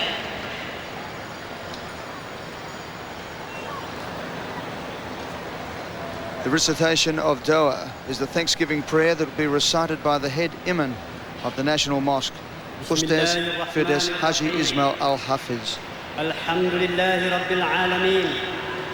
Wassalatu wassalamu ala ashrafil anbiya'i wal mursaleen wa ala alihi wa sahbihi ajma'in. Ya Allah, ya Tuhan kami, pada hari yang penuh gemilang ini, di pembukaan Sukan Commonwealth ke-16 di Malaysia, kami memohon restu dan keredaan-Mu ke atas kami. It's customary for most official functions to have a dua or a prayer to begin it. Jadikanlah bangsa Malaysia bangsa yang mampu. And basically, Ustaz Firdaus is asking for blessings for this event. Kami pohon dunia menyaksikan pada hari ini Pertemuan di negara kami, atlet dari berbagai for the benefit and welfare of all in the Commonwealth and for Malaysia. Jadikanlah ya Allah pertemuan ini sebagai pertemuan yang mampu merapatkan kami, melahirkan persefahaman di antara kami, mengeratkan persahabatan kami dari berbagai negara dan bangsa. Strengthen the ties of friendship between the nations. Jadikanlah sukan Commonwealth ke-16 yang diadakan di Malaysia ini contoh kesatuan umat manusia yang cintakan keamanan dan perdamaian, kemesraan dan kasih sayang. As a shining example for peace and brotherhood in the world. We are gathered here at this ceremony to seek your help and guidance. Ya Zal Jalali wal Ikram, let this day, the day of the opening of 16th Commonwealth Games 1998 in Malaysia, be blessed by you with the most glorious of all the day when we build lasting friendship for our future existence. Ya Allah, we pray that you bless this game with success and let them bring the people and the countries closer together in goodwill and friendship. Our Lord, we pray for your help and guidance in our work, and we also pray for your blessing for our good health. Please bestow upon us that which is good in this world and good in the hereafter, and save us from the torment of the fire. اللهم اجعل هذا اليوم صلاحا فتحه ونصره وبركته وهداه ونعوذ بك من شر ما فيه وشر ما قبله وشر ما بعده. ربنا ظلمنا أنفسنا وإن لم تغفر لنا وترحمنا لنكونن من الخاسرين. All around the stadium you'll see the Muslims, heads bowed, hands raised in prayer. Terima kasih. Thank you. Berbarisan keluar membawa bendera 70 negara peserta Kuala Lumpur 1998, Sukan Commonwealth ke-16 diiringi pancaran tentera udara di Raja Malaysia. The marching out of the flag bearers of the 70 participating nations of Kuala Lumpur 98, the 16th Commonwealth Games, accompanied by the Royal Malaysian Air Force Brass Band. Proud moment for Kieren Perkins as the flag bearers march out of the stadium. It's truly been a wonderful night for all concerned. Proud moments for all these athletes. Kieren Perkins starts off the 16th Commonwealth Games in fitting style. He'll be ready to go once he hits the water in the 1500 metres come Thursday night. We'll take a break. We'll come back with more of this magnificent cultural experience as we build up to what will be a sporting highlight of 1998, the 16th Commonwealth Games from Kuala Lumpur.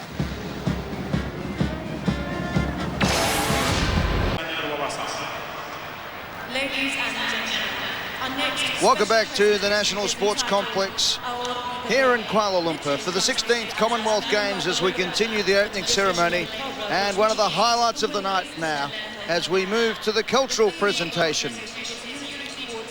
As Lena Ahmed, one of the top television reporters here in Malaysia, will take us through a lot of this cultural presentation. Our di Tebing essentially traces Malaysia's history, its past achievements and its aspirations for the future based on this theme, unity towards progress. Our di Tebing, it's an old Malay proverb that centers on codependency or mutual dependence. It describes how the bamboo on a river bank is fed by the river, and the river in turn has its banks strengthened by the bamboo roots, which also acts to prevent the silting of the water, thereby keeping the river pure. Mutual dependence, coexistence, harmony, unity.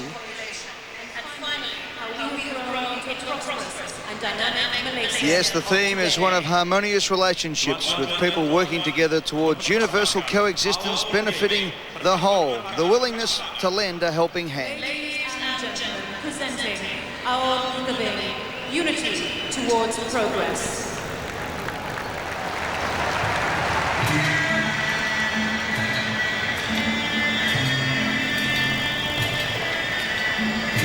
This is music from the Mak Yong, east coast of Malaysia, combined with sounds from the gamelan band, similar to the gamelan band found in Indonesia.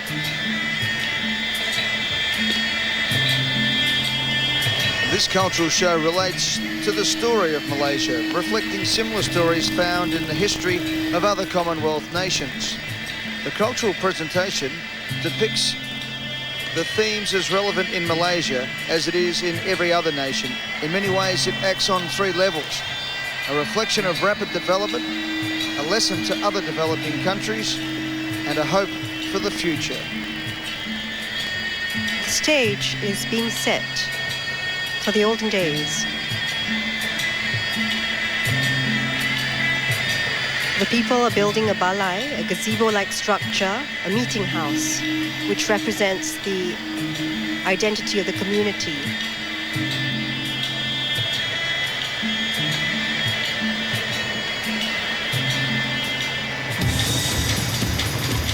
Part one of this cultural activity, Zaman Salam, the olden days.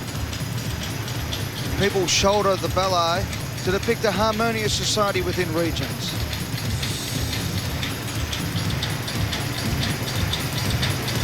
Building of the balai, accompanied by the drum beats of the rebana ubi. That's what you see. The gentlemen are beating on the rebana ubi, and the kompang.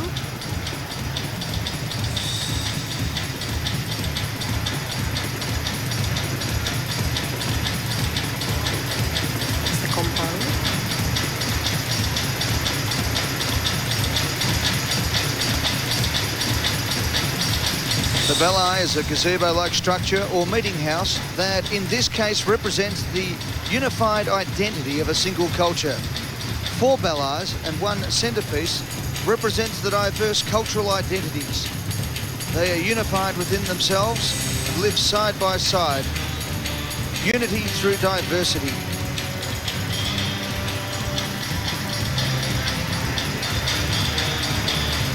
The other balais come center stage, representing the distinct communities. The first, the centre, the Randai dance, is based on the silat, a performance of martial art, a popular theatrical and traditional form of dance performed by professional dancers, men and women.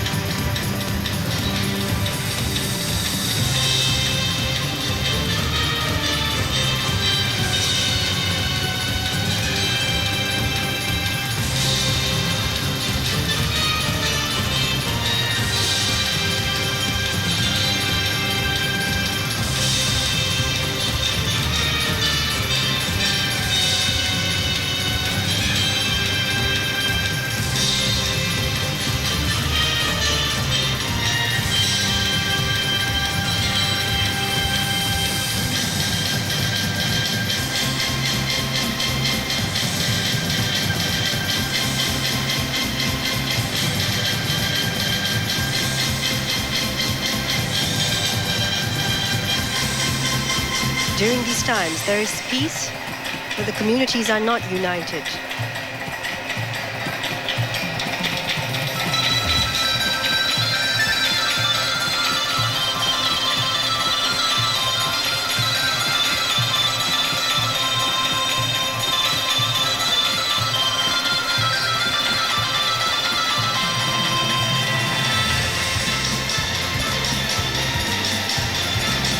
The Randai.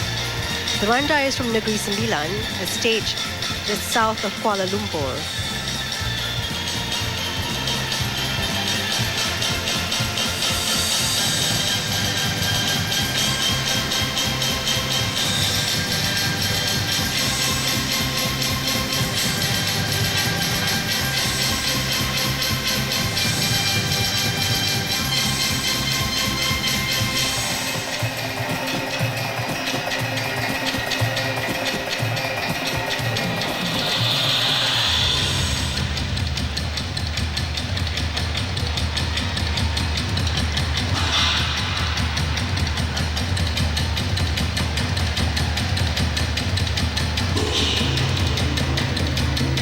5 areas have each a distinct dance. The centre, the Rendai dance, is based on that martial arts.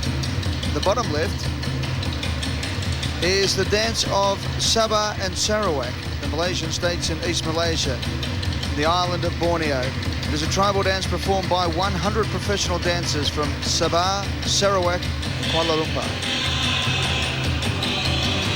These dancers are doing the Ngajat and Limbai dance.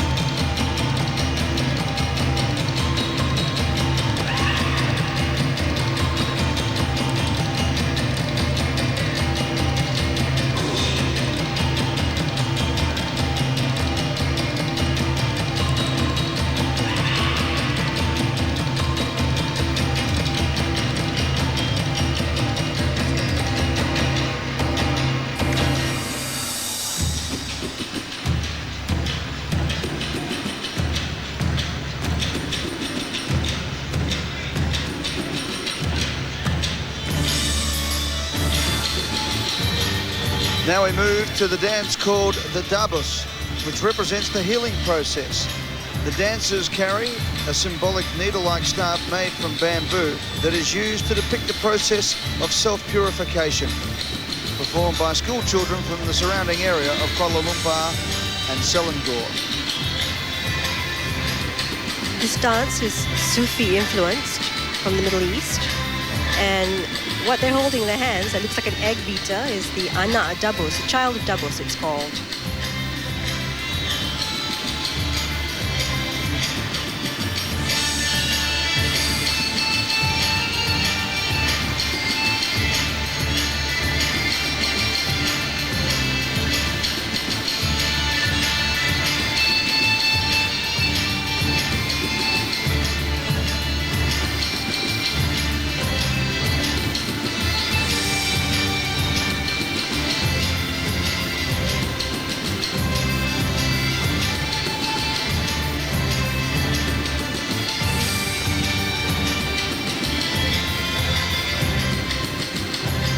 Are echoed by the other groups to signify the common cultural heritage, which has the capacity to establish peace.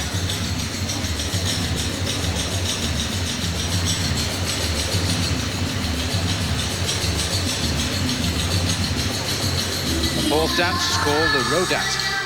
A dance influenced by the Middle East. It depicts the rite, and that's spelled R-I-T-E, of passage. It is traditionally performed at wedding ceremonies. The dance is always accompanied by small drums performed by college students between 18 and 19 years of age. And the first singer here is Nonitsa. She's 19 years of age, sorry, and she's a very popular singer here in Malaysia.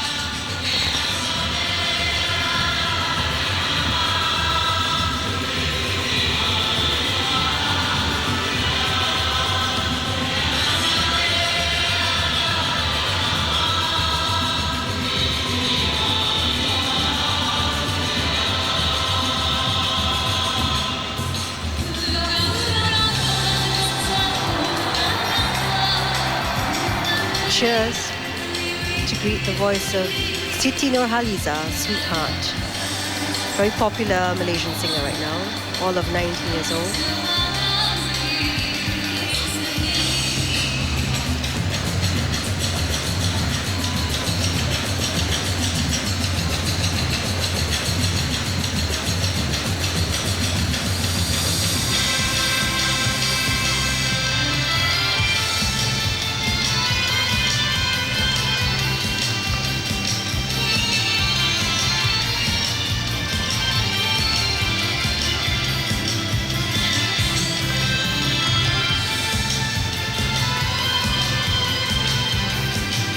Now we move to the Inang and Joseph dances, two traditional folk dances that are still very popular today in Malaysia. First singer will be Anwar Zain.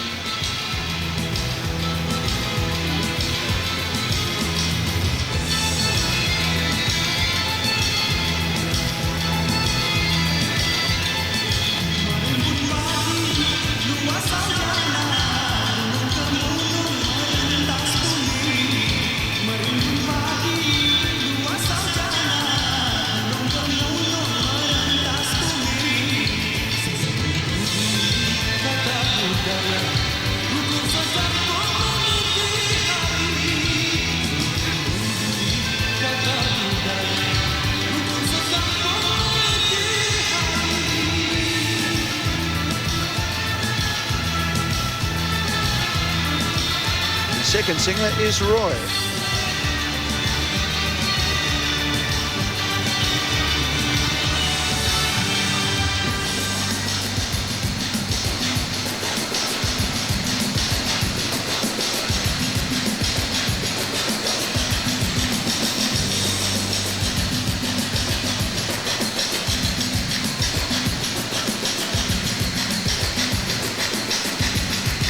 Performers start moving from their circles to form straight lines,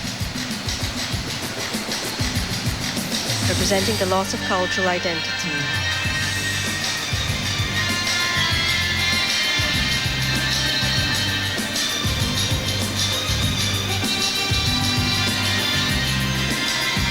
We've now moved on to the Zapin. Zapping is a local dance that's influenced by the tempo and rhythm of the Middle East.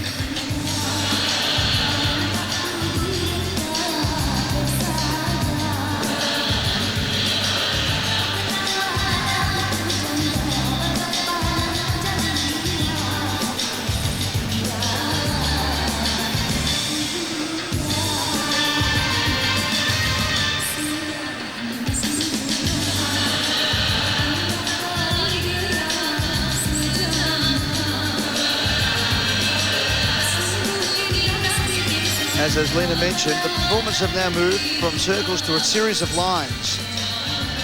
This represents the loss of cultural identity through the influence of other forces such as religion. History teaches us that often religious convictions break down traditional community ties and culture.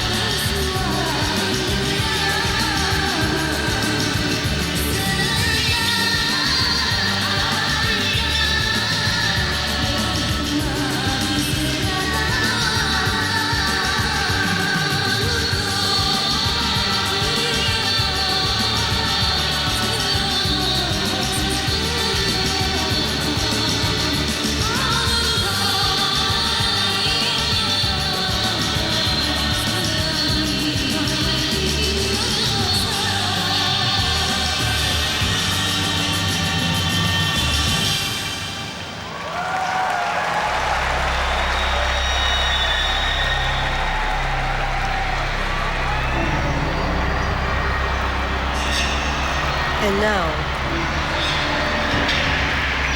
the stage is set for the arrival of the big powers, Kuasa Besar. Pointedly, foreign powers with their special interests easily establish themselves in fragmented societies. Powers from within and from the outside cause disruption. The big powers are depicted by dragons, which cause disruption and mayhem. No specific addresses are named, but rather as a culmination of different imposing powers.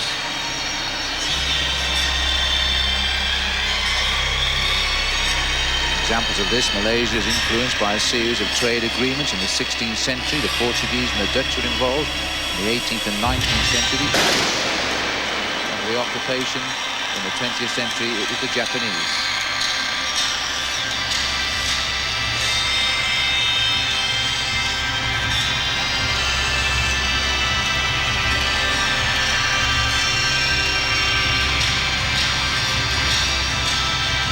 The dancers in blue signify the sea that brought in foreign interests with their maritime powers.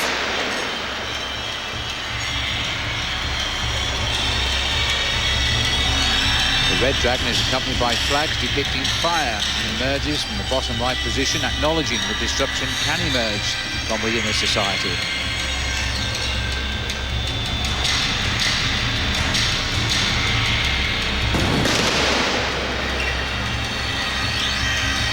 The combination of the two is ultimately bad and destructive. All sense of community is lost and confusion and bitterness becomes dominant.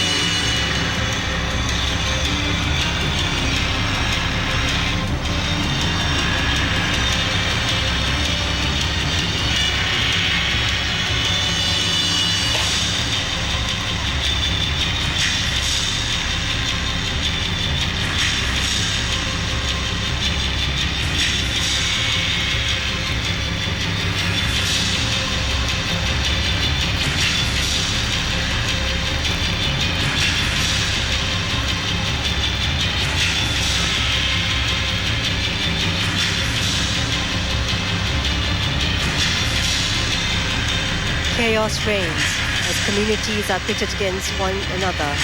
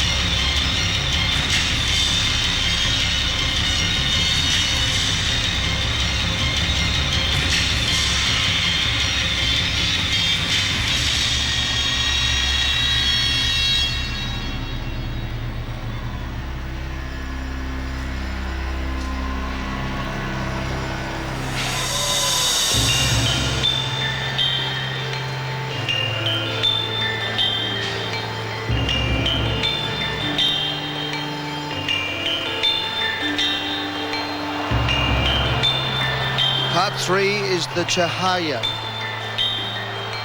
After the Second World War, the environment changes to create a peaceful, independent coexistence.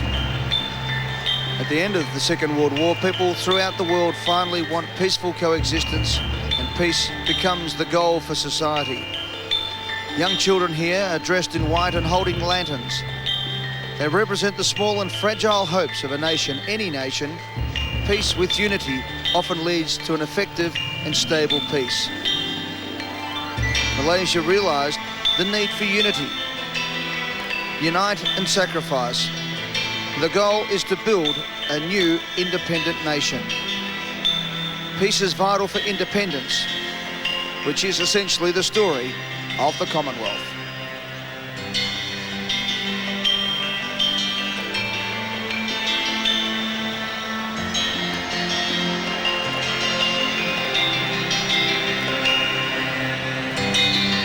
These petal-like structures are moved onto the field now towards the centrepiece. They look like sampans, which of course are traditional boats here in Asia, and are carried in as if they were these boats.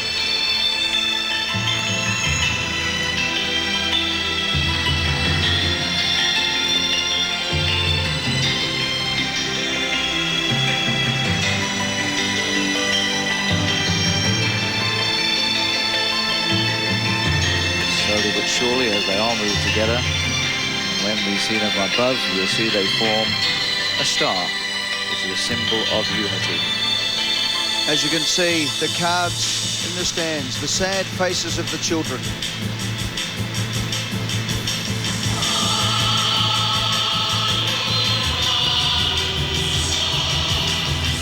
The star should not only be seen as a symbol of representation of Malaysia, but for any new and emerging country.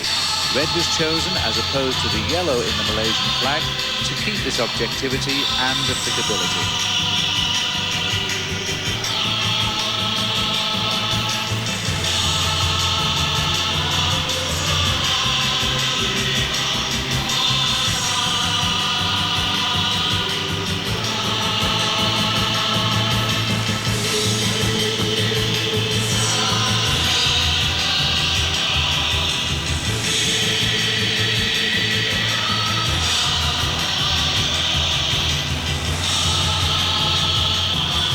As the ray of hope comes through,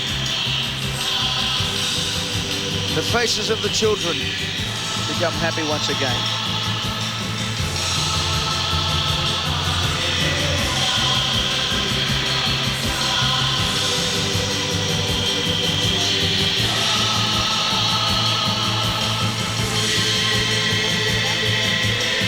Unite and sacrifice, the goal to build a new independent nation.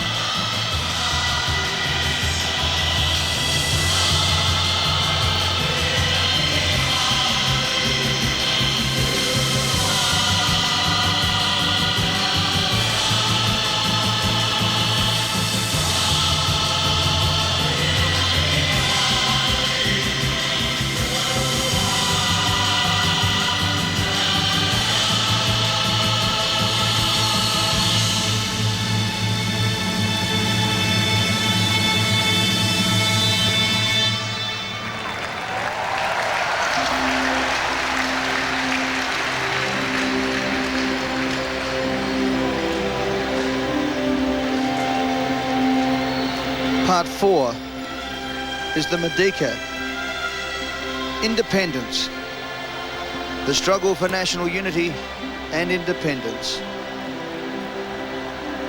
The performance you'll see dance with coloured flags, red, white, blue and yellow, Malaysia's national colours. But the performers purposely do not take the form of the Malaysian national flag. This is done so that all nations are represented, and so the story does not simply relate to Malaysia. The reason, of course, for this is to maintain the idea of unity, the Commonwealth of ideals.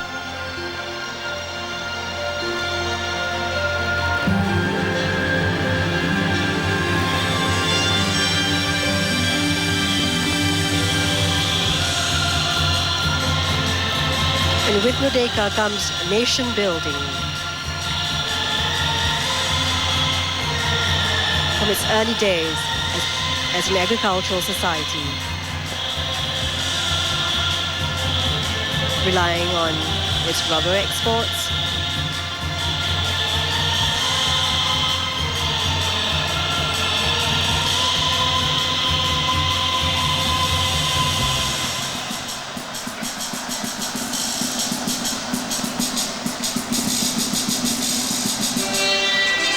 palm oil.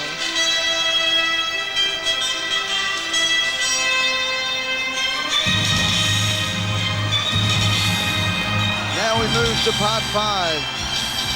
Penegisian Kemerdekaan. Fulfilling the aspirations of independence. Petals are hoisted and attached to the centrepiece depicting this struggle to achieve a unified society. The symbolism is that in the same way that the performers struggle to form the petals of a flower, so too does society face a struggle to form the ideal United Nation state. This process requires teamwork and cohesion to achieve the aim of a fully developed society. The singers are singing Tanggal 31, which means the date 31st August 1957 was when Malaysia received its independence. This is based on a poem by the Prime Minister, Mahathir Mohamad. which says that fulfilling the needs of independence is more difficult than the attainment of independence itself.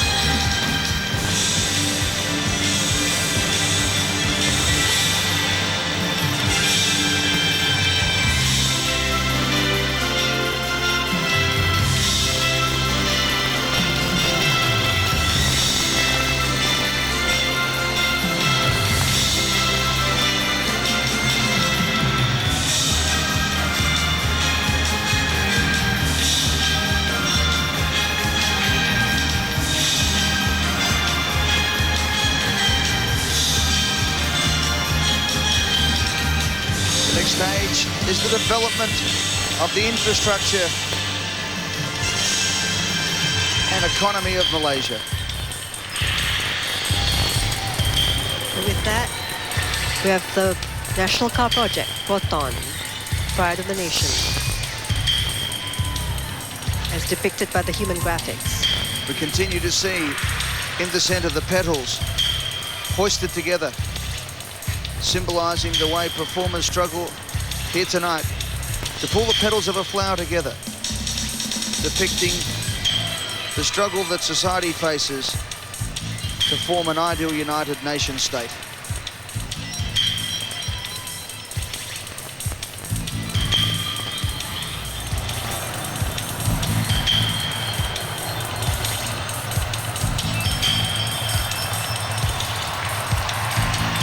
Miasat, Malaysia's first satellite. Its entry into the space age. The dancers perform an abstract dance using balls, hoops and ribbons to depict the tools and act of development.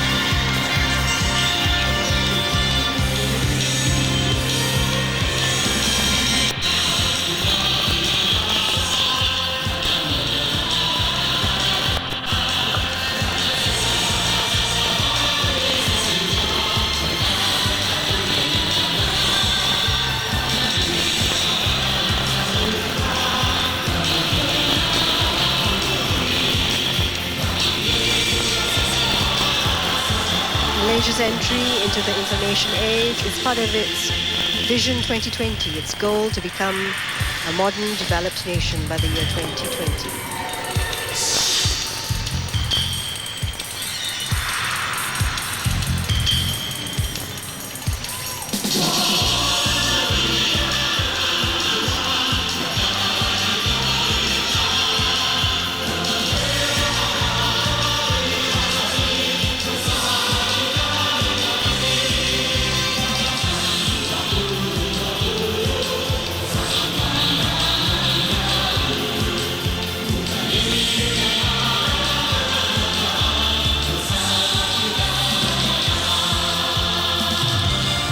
Subsistence farming to the multimedia super corridor. Malaysia shows that it is a thriving country into the 21st century.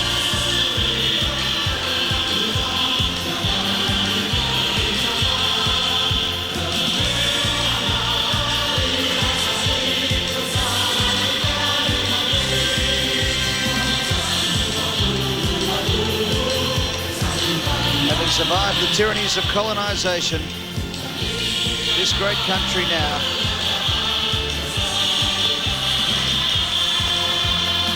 one of the main economies of the Asian region, building a future through sport and culture and development into the new millennium.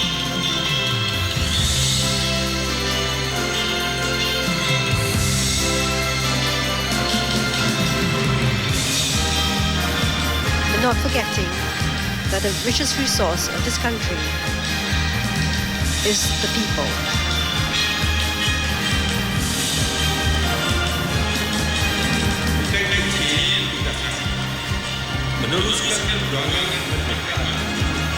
And now to part 6 of the globe.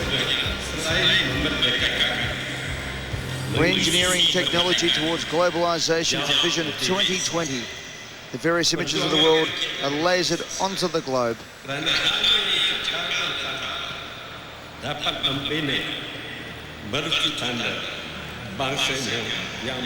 They're now reciting a poem that was written by the Prime Minister of Malaysia.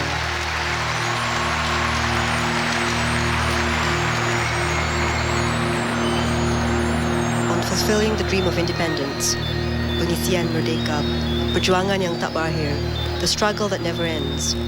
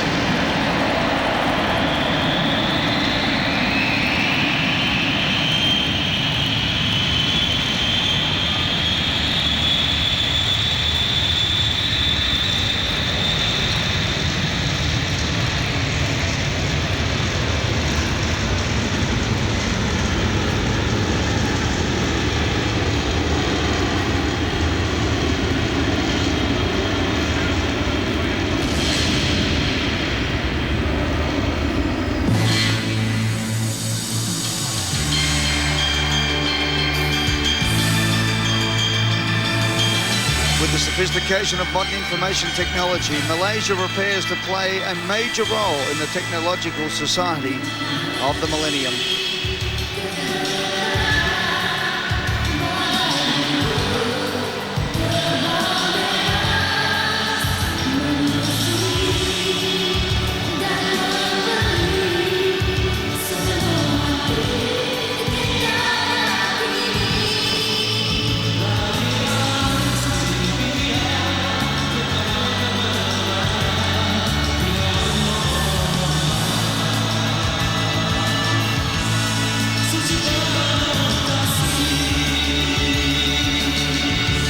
So, hit by the beams of light, the globe bursts open, and like a satellite dish receiving and transmitting, its beams are now thrown back out. A unification and a strong nation is now a reality.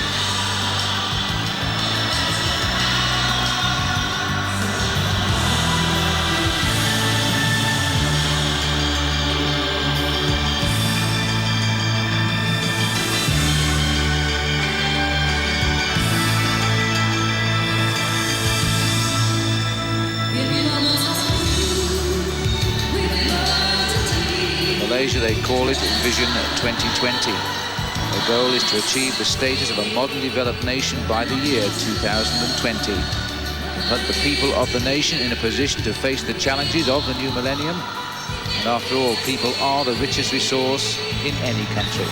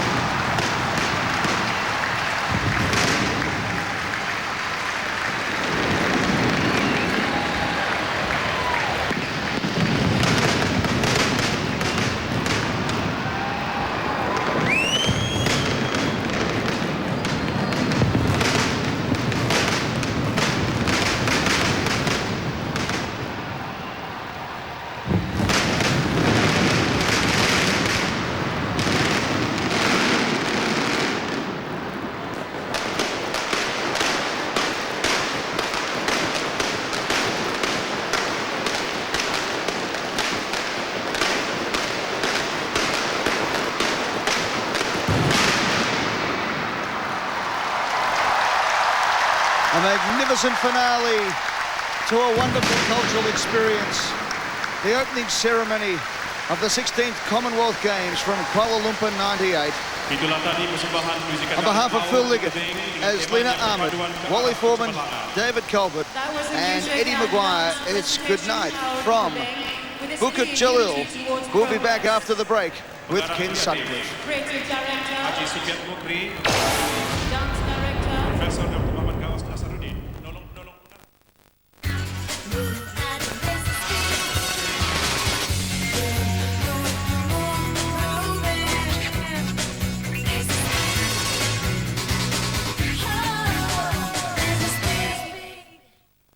Saking's Indonesian rendang sauce, a tantalizing blend of exotic spices in a creamy coconut sauce that you can now prepare with a flick of the wrist. Saking's Simmer Sauces, authentic, Asian, easy. Allie and Annie have a plan. You're not trying to set me up with your father. Yes. But they need a little help. Other end, madam? And taking care of this family... If I were seeing my ex, I'd wear this little baby. You're killing it. ...is a full-time job. 8 weeks of camp and suddenly you're behaving like an American tourist. Don't look at me. I don't know a thing. Looks like things are heating up quite nicely. Dennis Quaid, Natasha Richardson. You two knew about this? No. No. The Parent Trap. Yes, technically, yes, I did know. Okay, well, how about dinner then? Cool, what are we having? Great, well, I thought something special. Hans baked beans and sausages, how special is that? Yeah. Baked beans, meatballs too. Which one's mine? I mean, I really don't mind, you can choose. Can I have both? Okay, yep, sure thing. Awesome. All right, okay, yep. Okay, bye. Bye. What are you doing?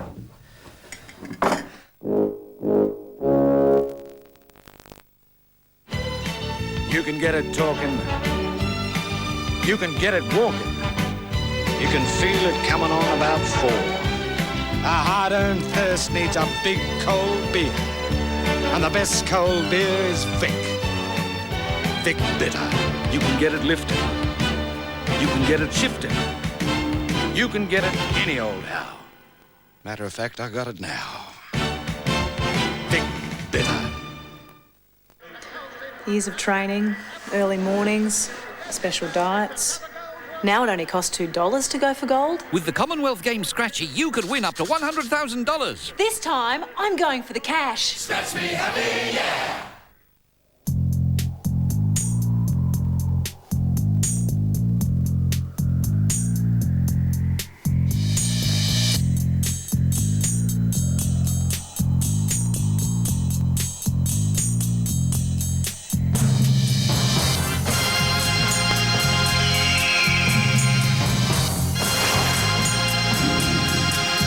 Labour Flow Skins brings out the animal in you. When you're looking for tiles, go to Harvey Norman. We have a huge display of fully imported and locally made tiles for you to choose from. Style, colour, choice, price, service and advice. Harvey Norman has it all for your bathroom, for your living area. When you're looking for tiles, go to Harvey Norman. Today, Dennis is catching up with Joan Collins. Before that, it was Mick Jagger, Melanie Griffith, Paul McCartney, Michael Jackson and the Queen. The exciting new real-life series, Airport, premieres Wednesday, September 23 on Channel 9.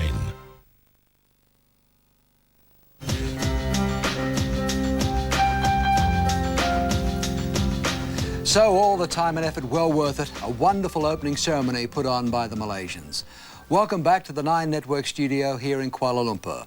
Join us at 10 a.m. Eastern Standard Time on day 2 at the Commonwealth Games. The cyclists hit the road in search of gold. Steve Waugh and the boys take on Antigua in the cricket.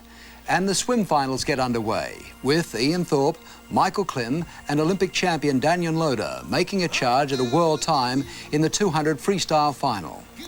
Up next from New York, the women's semi-finals from the US Open Tennis Championships.